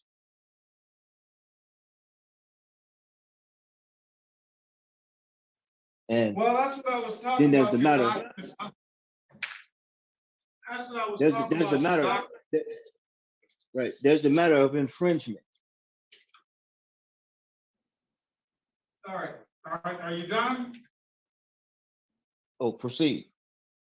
Yeah, you said your documents speak for themselves, and that's what I was talking about. I spent the morning, part of the morning, reading all the documents that you provided, sir. And like I say, from what I can gather and from what I know about cases like this, you're trying to say that you're sovereign. The Constitution doesn't allow the city of Detroit or the state of Michigan to be able to police their streets and protect the health, safety, and welfare of their citizens, and that the laws that are codified under the state of Michigan and the city of Detroit do not apply to you. Is that correct? Well, the thing of it is as it states here, if you read the document, as it states, I haven't harmed anyone. There's no corpus delicti. My going to visit someone. It is a corpus delicti. Where's the corpus delicti? They indicate that you have crack cocaine on you in the city of Detroit. And the last time I checked, crack cocaine is not legal to have in the city of Detroit. There's no doctor that's going to be able to give you a prescription for it. And this is the allegation that they made.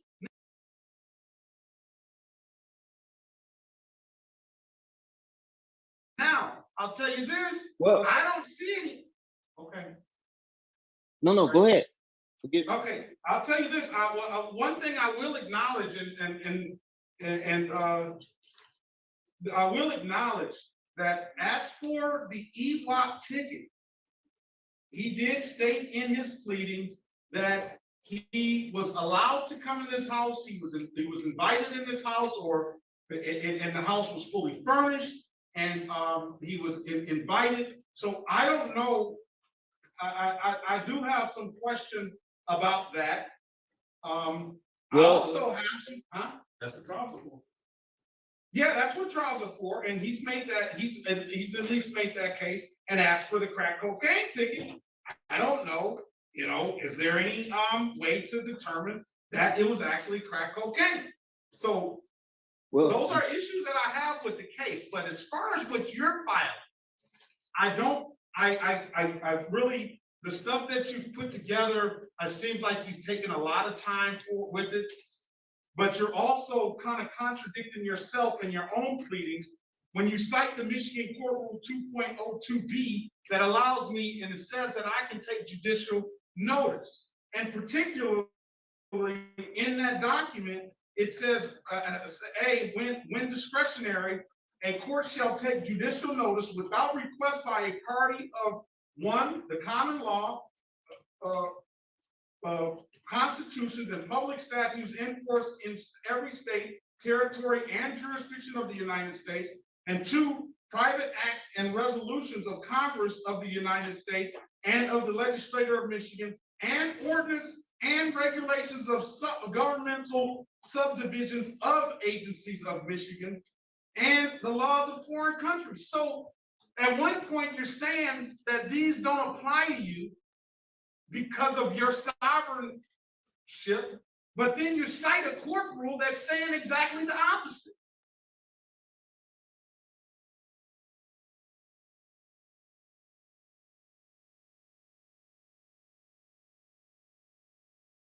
That I can take judicial notice because the judicial notice gives me power to say that they do have a jurisdiction over you. Well, there is no subject matter jurisdiction, and also, again, I'm gonna go back a little bit. Going to this home where the guy unlocked the door and said what he stated. Now I went there to actually go. Now I don't want you to listen. Car. Let me stop you right now. I don't want you to state anything that may implicate you, right? Incriminate you. I don't want you to state anything that, because now is not the time to defend yourself against those charges. I'm just saying that I see that in your pleading. Wait a minute, just let me listen. I see that in your pleading, and on its face, then I probably would agree with that. You know, if you go into if somebody invites you to a home and it's fully furnished, it doesn't look like it's it looks like they own it and live there. I don't know. On its face, that sounds like a good argument in your behalf. I don't know what the police are going to say. I don't know whether they have the ability to say that this property was not theirs, the person that you claim it was. But for the most part, I thought the argument would be a pretty good argument. But all this other stuff that you filed, I don't know what you're talking about, sir.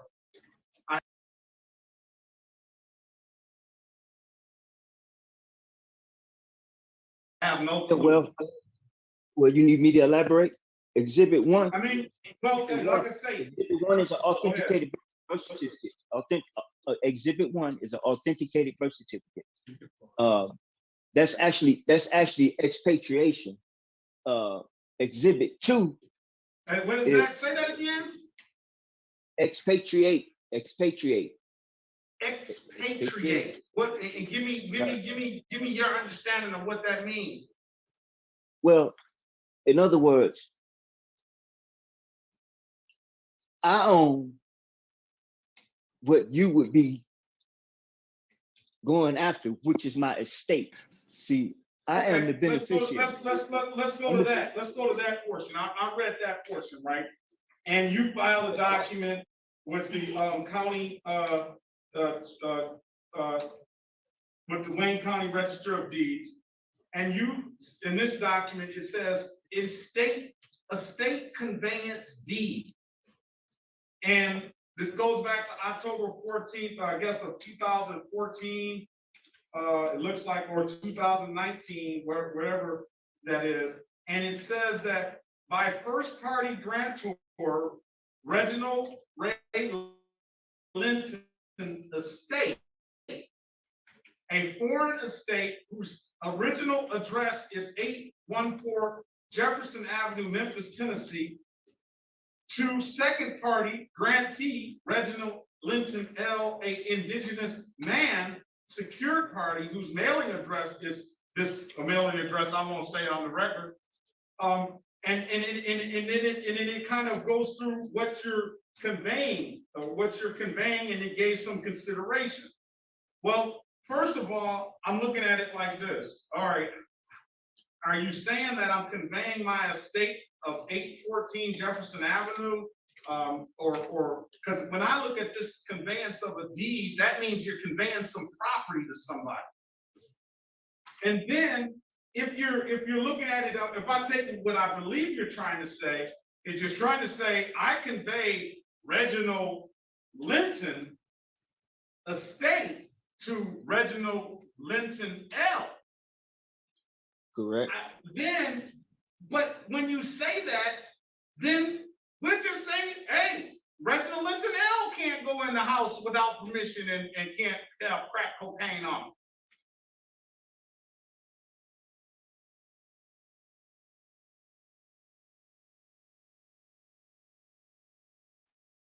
And I can go around and around and give it to you like it is.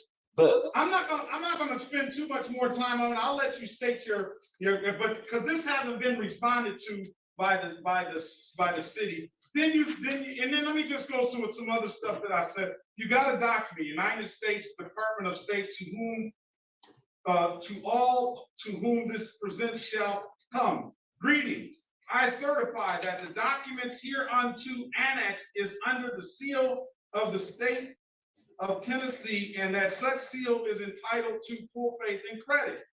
Okay, I mean, are we talking about your birth certificate? That's full faith and credit. But you're not referencing any of these documents under the seal, so I don't know what you're talking about. Then you provide me.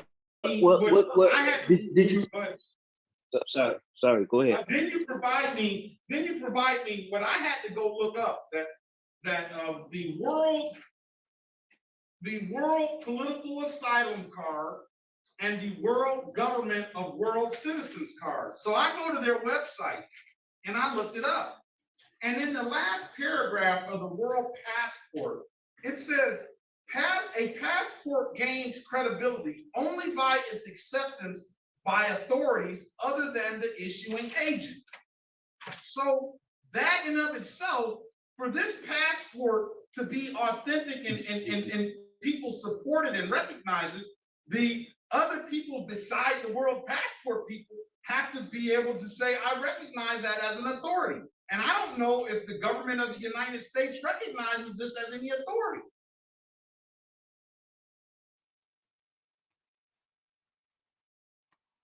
All right. So I wanted to make a comment about that. So that's a great point that he just brought up right there. And that's important to note, because I have seen people selling these fake IDs, these fake passports, these fake driver's licenses, these fake license plates, fake documents to fill out to cash in on your secret all caps social security number, bank account. A lot of them end up getting shut down. But if you actually read, which obviously none of these douche canoes do, you see there's always a disclaimer, the ones that get away with it at all, right? He got this passport. There you go. I'm good. I got this passport that says I can go anywhere and do anything. And he's like, I looked it up. And it says on their website that it isn't really a legitimate thing unless the other people will accept it. Like, they always have the disclaimer, but the guys always ignore the disclaimer. All of those private license plates say that it's, what do they call it? Not a vanity plate, but a cheeky monkey. What's up? I didn't say hello to you earlier. I saw you here, though. Florida Jim, what's up? Novelty. Those fake license plates, they always say in the disclaimer that it's a novelty item, right? That's how they get away with selling this stuff. And the judge is pointing out to him, it's like, you give me this fake ID, and then so I go to their website, I do my own research, and I find that it says in their fine print that this doesn't mean anything if the people you give it to won't accept it. So we don't accept it. So next. And one of the things that happened earlier in this trial, or, this hearing, that I wanted to talk about, and I've seen other examples of this, is that the judge actually gave him, hey, look, I'm looking at this case and I actually have issues with this, and this. And that's another thing I've seen before, where a case will come up where there actually is legitimate beef. But because these sovereign idiots decide to represent themselves, they don't bring any of the legitimate stuff up. They just harp on, oh, well, you have no jurisdiction. You can't prosecute me in the first place. And I'm not a citizen, so you can't. It's like, wait a minute. There actually is something. And the judge is trying to throw him a bone. He's like, look, I actually do take issue with this. I actually do take issue with that. That's the kind of stuff that you should be arguing in court when it comes to the trial. But all you want to talk about is all this sovereign citizen gobbledygook. Like, dude, like the judge can't practice law from the bench. But it's almost like he's saying, hey, you're representing yourself? You know what you should do is argue this instead of that other crap. But all you want to talk about is that other crap. The judge can't hold your hand and tell you, dude, look, this was wrong. This was wrong. You can argue this and you might win. He's trying so hard. Oh, man. Stick to the script. Stick to the script. Stick to the script. Well, what if I actually have a legitimate argument? No, don't do that. Then you might actually win on the merits of your argument and not just get the case dismissed because the court's sick and tired of you looking at your ass.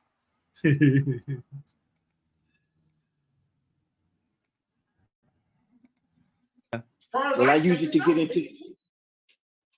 get into the federal building to take care of certain issues. And as far as the document you were speaking in terms of the Department of License and Regulatory Affairs, there was a diligent search done on my name to show that there's no liability or no corporate entity that has been registered under me. And the other issue is with all what you have before you is because, well, courts are operating under federal debt collection procedure. And all officials, federal and state. I don't know where you get that authority and where you say that. You haven't cited that in your briefing law, and I don't know that to be true. I know that the courts are operating. I know it. You say the court is operating under the Constitution? Yes. So if you're operating under the Constitution, why is there an Admiralty statutory maritime flag behind you? I didn't get that. What did you say now? I say, if you're operating under the Constitution, why is there a statutory maritime flag behind you? Ladies and gentlemen, when was the last time we heard that one?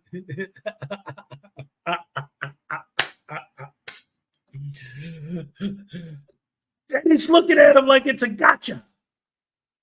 Like, all right, Judge, here we go. Here we go. I'm going to get this case dismissed now. Hey, why do you have a flag behind you?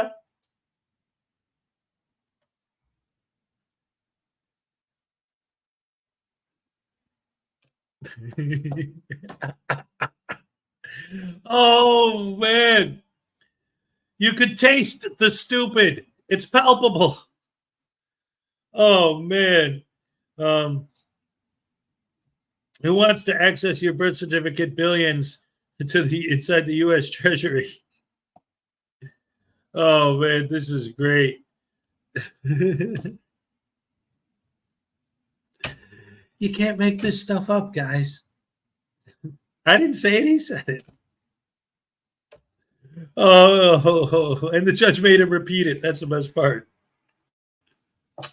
A statutory maritime flag. Yeah, that flag that you have behind you is a flag that actually belongs out at sea. So that's Admiralty Maritime, and the alleged laws that you quote and preside over your Michigan citizens with are statutory and codes. Right? I They're can do not, that. they're not common law.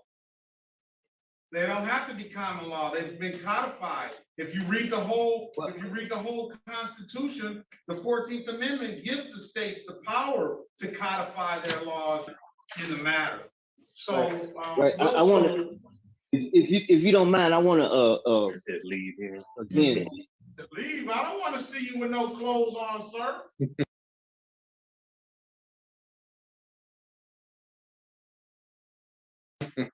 Go ahead. Okay. Exhibit 5 is a certified document from the Library of Congress where there was an act to provide for a government for the District of Columbia, and which happens to be a municipal corporation, which happens to be where you are, a municipal corporation. Now, the document that you stated about the United States of America, United States is given full faith and credit and so forth, is where a legal search was done by my name. And see, I'm not my name. My name was given to me to distinguish me from you and so forth. So if you go and look at, I think it was Exhibit 5 with my identification on it, states that Memphis, Tennessee Republic. It says nothing about a District of Columbia or private or municipal corporation. I wasn't born in a corporation. So there's the subject matter jurisdiction. And here's the proof that I'm not a ens legis, if you know what that is off the top of your head. You might have to go research that too. That's a creature of the law. See, legally, you guys can do what you do, but how much lawful it is, as you state that you operate under the Constitution. Well, if you go back and look at my signature on my identification, UCC 1-308, not to be compelled to perform under any unbilled contract that I haven't entered into without knowledge and knowing of all said contract. And I don't have a contract with you guys or the state of Michigan. And well, again, you said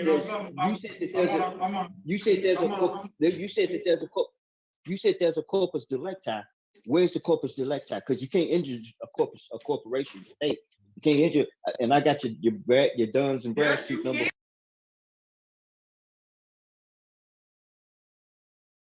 Yes, you can. Listen. Yes, you can. Listen, let me just say this. I know you're not going to believe what I'm saying because you have formulated your own belief, but you can criminalize a company and a corporation criminally responsible. You can do that. Okay. You can hold a corporation criminally responsible, and you can hold the officers of that corporation criminally responsible. Okay, so here's the thing. That officer, which is not an officer of the court, issuing out contracts for me to engage with your municipality, and him issuing a contract, he don't have a right to issue no contract to me for me to engage with you. And then, as a matter of fact, that's why I quoted in here in the affidavit. That's why I quoted in the affidavit on page number 4. It states, who may serve generally, process in civil actions may be served by any legal competent adult who is not a party or an officer of a corporate party.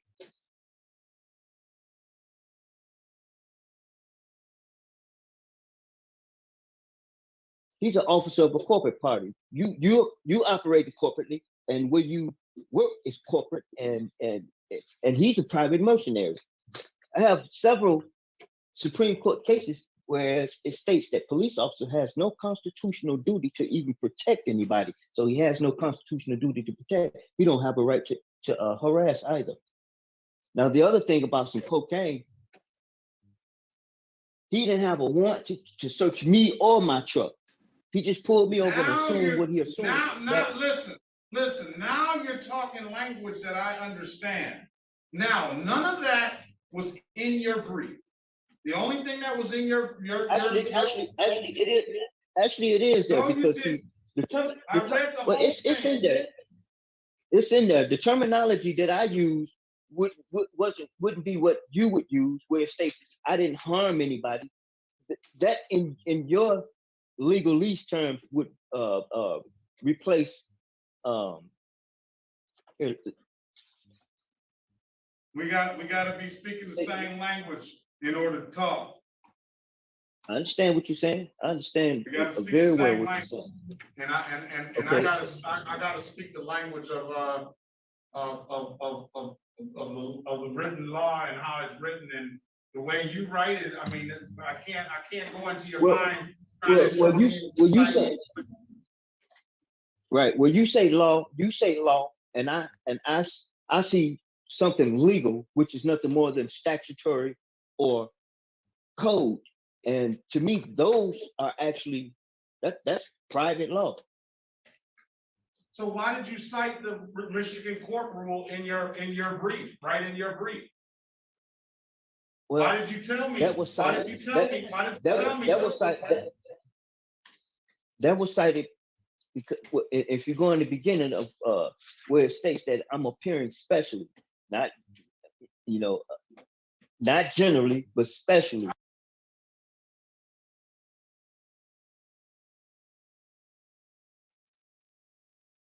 I don't know what that means.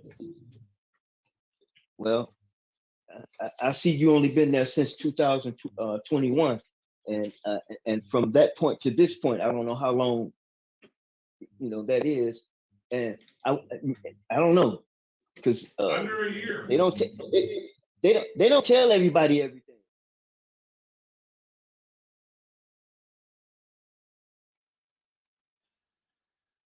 Hey guys, man, I've been watching this thing get dumber and dumber every day. This guy's an idiot. Yes. Yes. I don't like the way it just kind of ends. I don't know what happened after that, but yes, exactly. It's like the stupid is it's like the idiocy multiplication effect. It's like the sovereign citizens and the Moors and the Frauditors, they all kind of support each other and they're stupid, and it just keeps getting dumber and dumber and dumber the further down the road you go. I'm so glad, though, that they dropped the why won't they ever learn? This is the thing. Like, I've always wanted to, like, actually be able to, but again, I've tried it and it doesn't work because I already know what would happen. But I've always, like in fantasy land, I would love to be able to sit down and have a conversation with one of these douche canoes and actually have a conversation with them. Because every time I've tried, it doesn't matter what you say. It's the same thing that they do with the cops. It's the same thing they do with the judges and the lawyers. It's the same thing they do in court. It's, hey, the court has jurisdiction because of this and this. No, it doesn't. Well, yeah, but they have this, and that. No, they don't. How do you talk to someone who that's where they're coming from? I always wanted to say, like, okay, so your argument is that the United States in and of itself is a corporate entity and therefore has no jurisdiction to enforce laws or codes or policies or any of that. Okay, cool. So there's your premise. The government is a corporation. It's a business. It's not a government. Okay, that's your contention. Now, let's say I stab someone in the face. Can McDonald's employees lock me in the back of the McDonald's and keep me there because I stabbed someone in the face? No, they're a corporation. Corporations don't do that. Then they'd be the ones that are kidnapping. Yeah, but stabbing someone in the face is completely different. That's not what we're talking about. But wait, your contention is that it's not a government, it's a corporation. So what gives the corporation the right to arrest you if you murder somebody? What gives a corporation the right to arrest you? If you're causing loss, injury, or harm, then they're not a corporation anymore? wait a minute. Either they are or there aren't. And that's why people like Daryl Brooks and the idiot that we saw that stole the $100,000 or whatever was worth of tools and said, you can't hold me accountable for it because they're a corporate entity. Or this guy just now, he's got crack cocaine. Oh, yeah, but you have no jurisdiction, so there's nothing you can do about it. It's like, even if there is loss, injury, or harm, once you believe, and that's why this philosophy is so dangerous. Once you believe, once you've been convinced that the government isn't legitimate, that it's a corporation, and that they have no jurisdiction, then they have no jurisdiction. There's no, if they have no jurisdiction, if jurisdiction doesn't exist, then it shouldn't matter if I'm driving without a license or if I'm stabbing someone in the neck. It shouldn't matter. There is no jurisdiction, so there's nothing you can do about it. Like, I don't understand their argument. It's like when they throw in the, except for when there's loss, injury, or harm. That's not how things work in the real world. Look, it either is this or it isn't. And if it is, then that's what it is. Deal with it. But again, it's the laws that they like to break. Those are the ones that don't apply. Those are the ones that just make it an evil corporation. That's why the guys who do cause loss, injury, or harm, all of a sudden they adapt the same philosophy. Well, those laws don't apply to me. You have no jurisdiction to prosecute me for that. But you killed somebody, you stole something, whatever. Yeah, but you have no jurisdiction, so it doesn't matter. I can do what I want, and there's nothing you can do about it. Later, Gators. Take it easy, Ron. Great to see you. Yeah, we're almost at the 3-hour mark, 2.5. So we're pretty good. Hey, this Sunday is Father's Day. Oh, my goodness gracious me. That's right.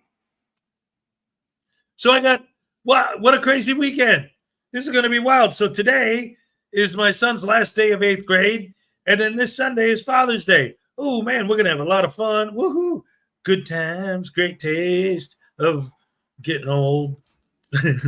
Nah, it's all good. Fun in the sun. Fun. Or actually, the song I'm thinking of goes, run. It's fun. Run. It's fun. Hey, run in a circle now. Run in a circle. We used to play that with the kids all the time. Or get the sillies out. There's another wiggle, like when you get the little ones and you're trying to get their energy out. Wait a minute. That means Hez can, wait till you're 70. Oh, no. Hey, man, hopefully I'll still be, spunky like a monkey, acting kind of funky. As long as I'm still listening to my Led Zeppelin records, I'll be all right. Graham from the Graham and Bob Show. That means Hez can also get a stripper. That's right. Earlier, when I said, hey, you guys got any ideas or suggestions of something I could do for my son since today's his last day of 8th grade and he's going to high school, I'd like to do something for him today, and any suggestions or ideas on what I could do. Graham's like, get him a stripper. Then I'm like, I just said, oh, wait a minute. I just realized Father's Day is this weekend too. He's like, so get his a stripper too. Dagnabbit, Graham. Oh, man, that's crazy. Yeah, the kid, he ain't old enough for that yet anyway, but and I'm too old. I don't know. Nah, it's all good. So what else? What do you guys want to talk about today? Anything else going on in the world? Seems like everybody's pretty much talking about that Kootenai press thing. We talked about that yesterday, and it's just so, oh, man, it's such a frustrating situation. The fact that he did it, and he didn't get away with it. He's in jail, but still. Hezokuai might not be as spry, huh? Yeah, I don't know, man. When I'm 70, we'll find out. Hopefully I'll still look young, though. When I'm 70, maybe I'll look 60. I don't know. P. Barnes is like, you don't want me to tell you what I'm thinking about doing. Oh, no. Holy crap, hammer sandwich sauce. Oh, man, you guys are great. You're the best fans in the world. I love you guys. All right. Oh, dearie dear. Maybe not. You will. Don't worry. No, I know. Believe me, I'm already starting to feel it. It's weird because, like, I thought it was going to be when I hit 40, and it wasn't. But 50, yeah, I'm starting to feel it now. Like, oh, my back, it's like when you start getting to that point where if you drop something, when I was young, if I dropped something, I'd pick it up. Now, if I drop something, I have to consider what's going to happen next.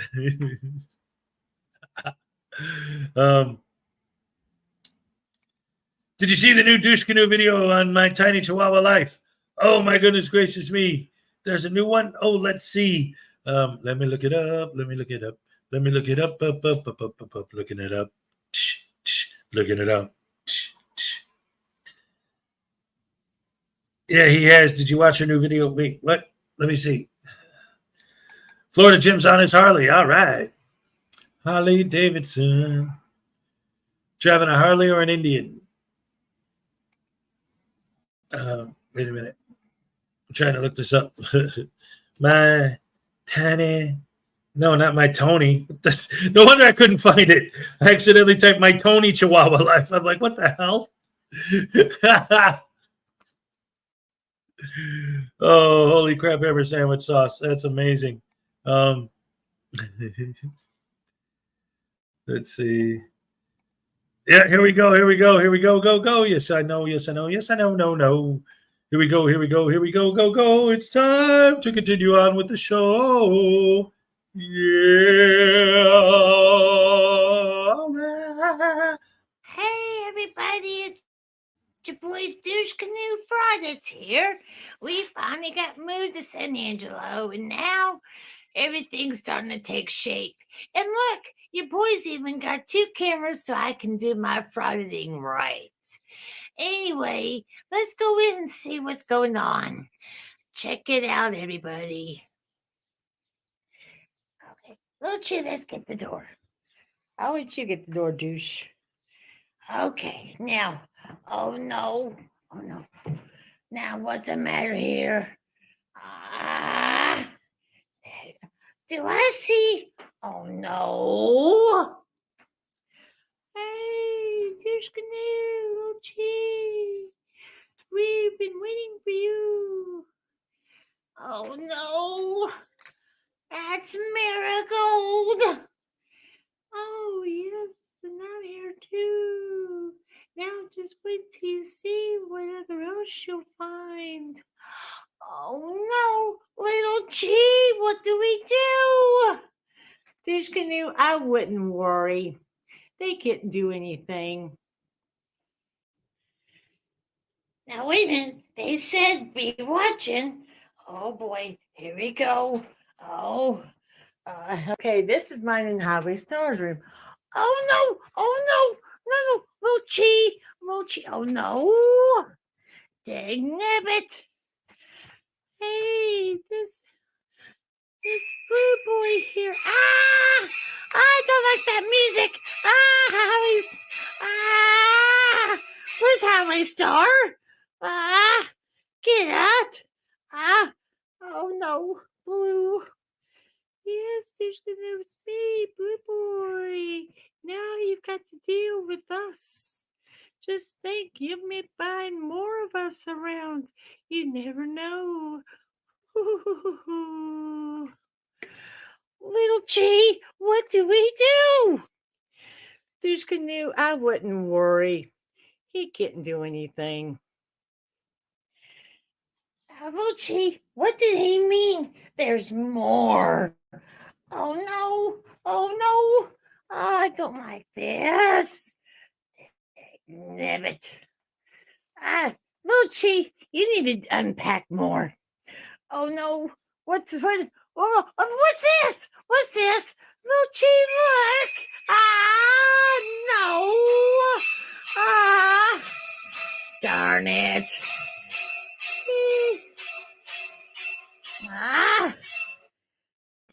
Damn it. Anyway, okay. Mr. Brown. Yes, it's me, Mr. Brown. Yeah, I've been waiting for you. Just think, you keep looking around, you might find more of us. What did he mean by that? Douche Canoe, I wouldn't worry. Buster Brown, we thought we left you. Oh no, you haven't left me. Just look around. You might find more. Oh no. I'm getting scared, little Chi. Ah. Oh no. Okay, who are we going to see in here? What are we going to find in here? Oh no. Oh no. Not another one. Not Rose Red. Dang nibbit. Ah. And besides, my name is Red Said Fred. You're going to be in so much trouble. I'm here, and you thought you could leave me. You haven't left me at all. Besides, there's 2 more left to find. Oh no, that Moochie, that means, oh no, not big trouble. Douche Canoe, I wouldn't worry. We are too, though, because we don't know what's going to happen. Just wait, Douche Canoe. We'll find out. Oh, no. What's going to be in here? Oh, no. Oh. Ah! I knew it. Little Chi. No. What are we gonna do? Yes, it's us, it's Blackjack. And Pink. We have come to take over. And guess who's gonna help? News Now Dumas. Oh no. What? Oh no. Oh yes, you just thought you were one of us. You are not. My goodness, you don't know what you're dealing with. No, you don't know. And you're going to find out. Oh, no, Chi. Now look, we've got all 7. They found us. Well, they were in our boxes, Douche Canoe. I know, but I figured they would have got lost. Not bubble dust. Now what are we going to do? Just have to deal with it. And how we start? What do you think about all this? Douchey, you knew these guys were packed and were coming here. I so well, how we start? I don't know what to do. I'm so flabbergasted. Well, flabbergasted as you may be, it's something you gotta live with. Yeah, but my cameras, my arms won't let me reach my cameras. I can't take pictures of them. Dadgummit. And besides, who's operating for me? I don't know.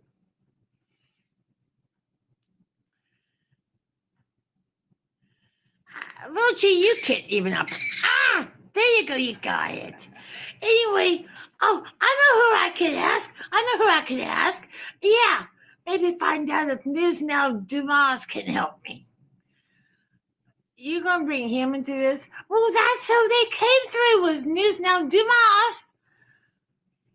Douche Canoe. Oh, wait a minute, I just had an idea. He made my cousin immune to the tasings. Maybe I can be immune. I don't think so, because now he's able to be tased. Oh, no. Oh, I don't want that. Dadgummit. Remember the bubble tasings you used to get? Oh, no. No. I don't like bubble tasings. Dadgummit, spit bubbles out for a week. Dadgummit, I don't like that. But I could probably use the bubble tasings to help clean up around here. Hey, Hey, I'm doing my best around here, Douche Canoe. Howie, so you stay out of this.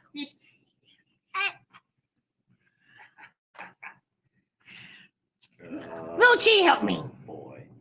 What? Ha! I got you now. And you can't do anything about it. Anyway, we gotta figure out how we're gonna get all this taken care of. So in the meantime, like, share, subscribe if you haven't, and leave a comment, and check out My Tiny Chihuahua Life and A Tiny Bit of Fun. Check them out. And everyone, talk to you soon. See ya, suckers. All right. The latest and greatest from My Tiny Chihuahua Life. All right. That's right, ladies and gentlemen. The baby voodoos are back. And like we used to do in the old days, it really wasn't that long. It's just when I moved here, I wasn't able to do it at that time. But we do have monthly giveaways here. And the way to get your name on the list for the monthly giveaway is, there's several ways. Any donation to the channel at any amount, whether it's through, Super Chats or PayPal or whatever, Cash App, or so you also, it's possible to get in there without any kind of financial support at all. Of course, always hit the like button. But right now, here's how we're going to do it. I don't have the gavel. I used to have a gavel. I would hit the gavel and then you would know. Here's what I'm going to do. I'm going to bang the table. It's after I bang the table. It has to be after I bang the table.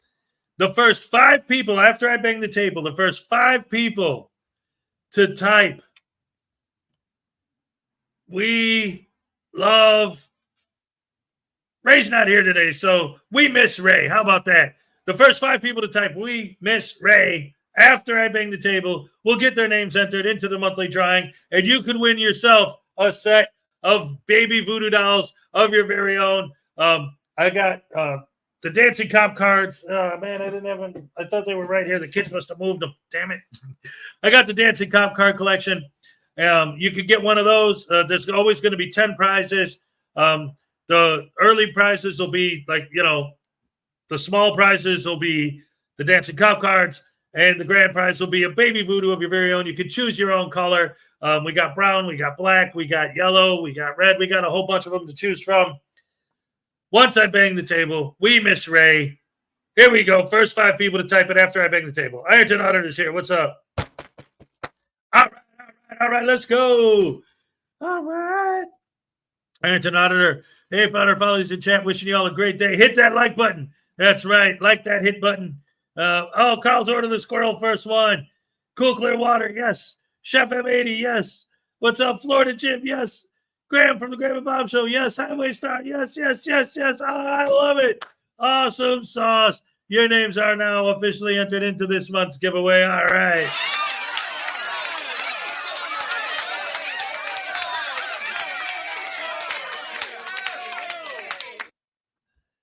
And you know what I'm going to do, guys, just because I love you guys so much and you're the best fans in the world, I'm going to go ahead. I'm going to do something a little different. Hold on. Yeah. And today's my son's last day of 8th grade. I'm all excited. He's going to be here in a couple hours. We're going to hang out. Thank you, P. Barnes. Thank you so very, very much. I appreciate that. I spelled it wrong. That's okay. It's all right. It's all right. All right. It's all good. Anyway, let me I'm gonna do this. I've been trying to do this at least once a week regardless, just because you guys deserve it and I love you and you're the best fans in the world.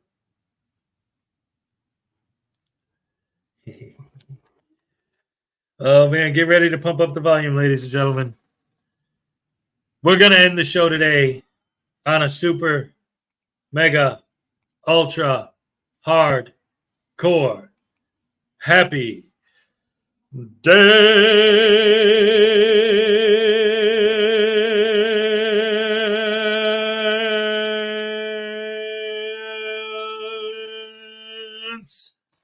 Woo! All right.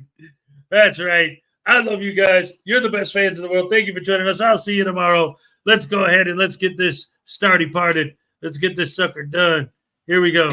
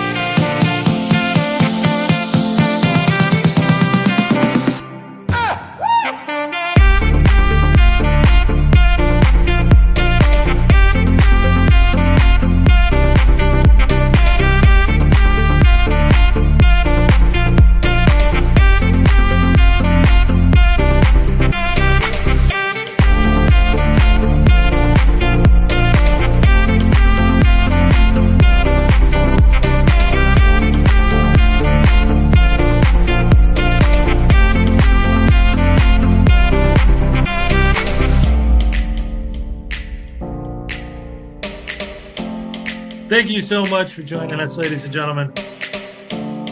You're the best fans in the world. Ding dong, dang dag, nabbit, and you know it. I'll see you guys tomorrow. And like I always say, oh, yeah, yeah. I'm all shook up.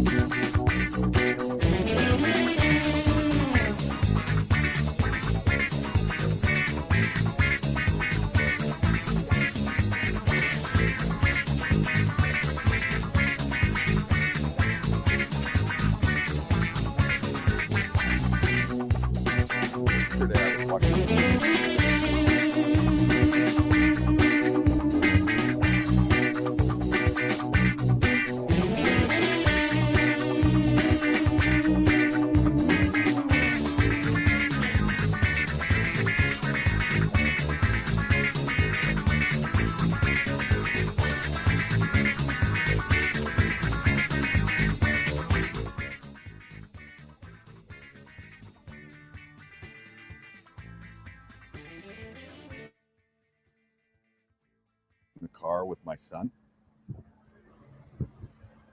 He said, "Dad, can't you just use a sponge?" Told my boss, sorry I was late. I was having computer problems. Hard drive? No, the commute was fine. It was my laptop. Teslas don't have a new car smell. They have Elon Musk.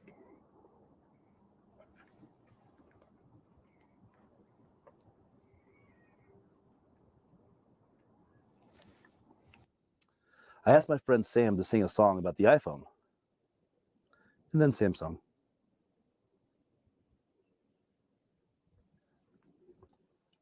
My wife was furious about my revolving chair purchase. Then she sat on it. Eventually she came around.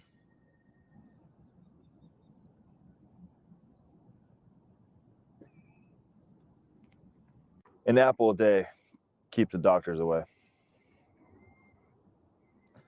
At least if you throw it hard enough. What do you call a nun who sleepwalks? A Roman Catholic.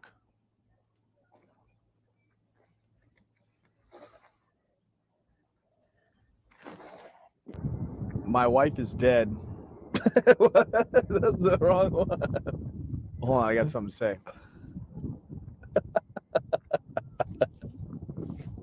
Or are you going to mine? Can I go?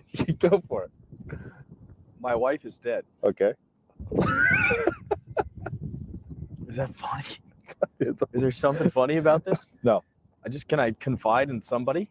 Yeah. And everyone online? Sorry. Thank you. My wife is dead. Unreal. This is the first couple million people I tell, and you guys are laughing. Sorry, go for it. Thank you.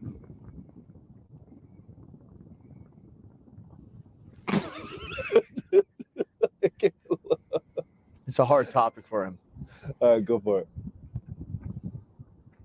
All right. My wife is dead. Okay.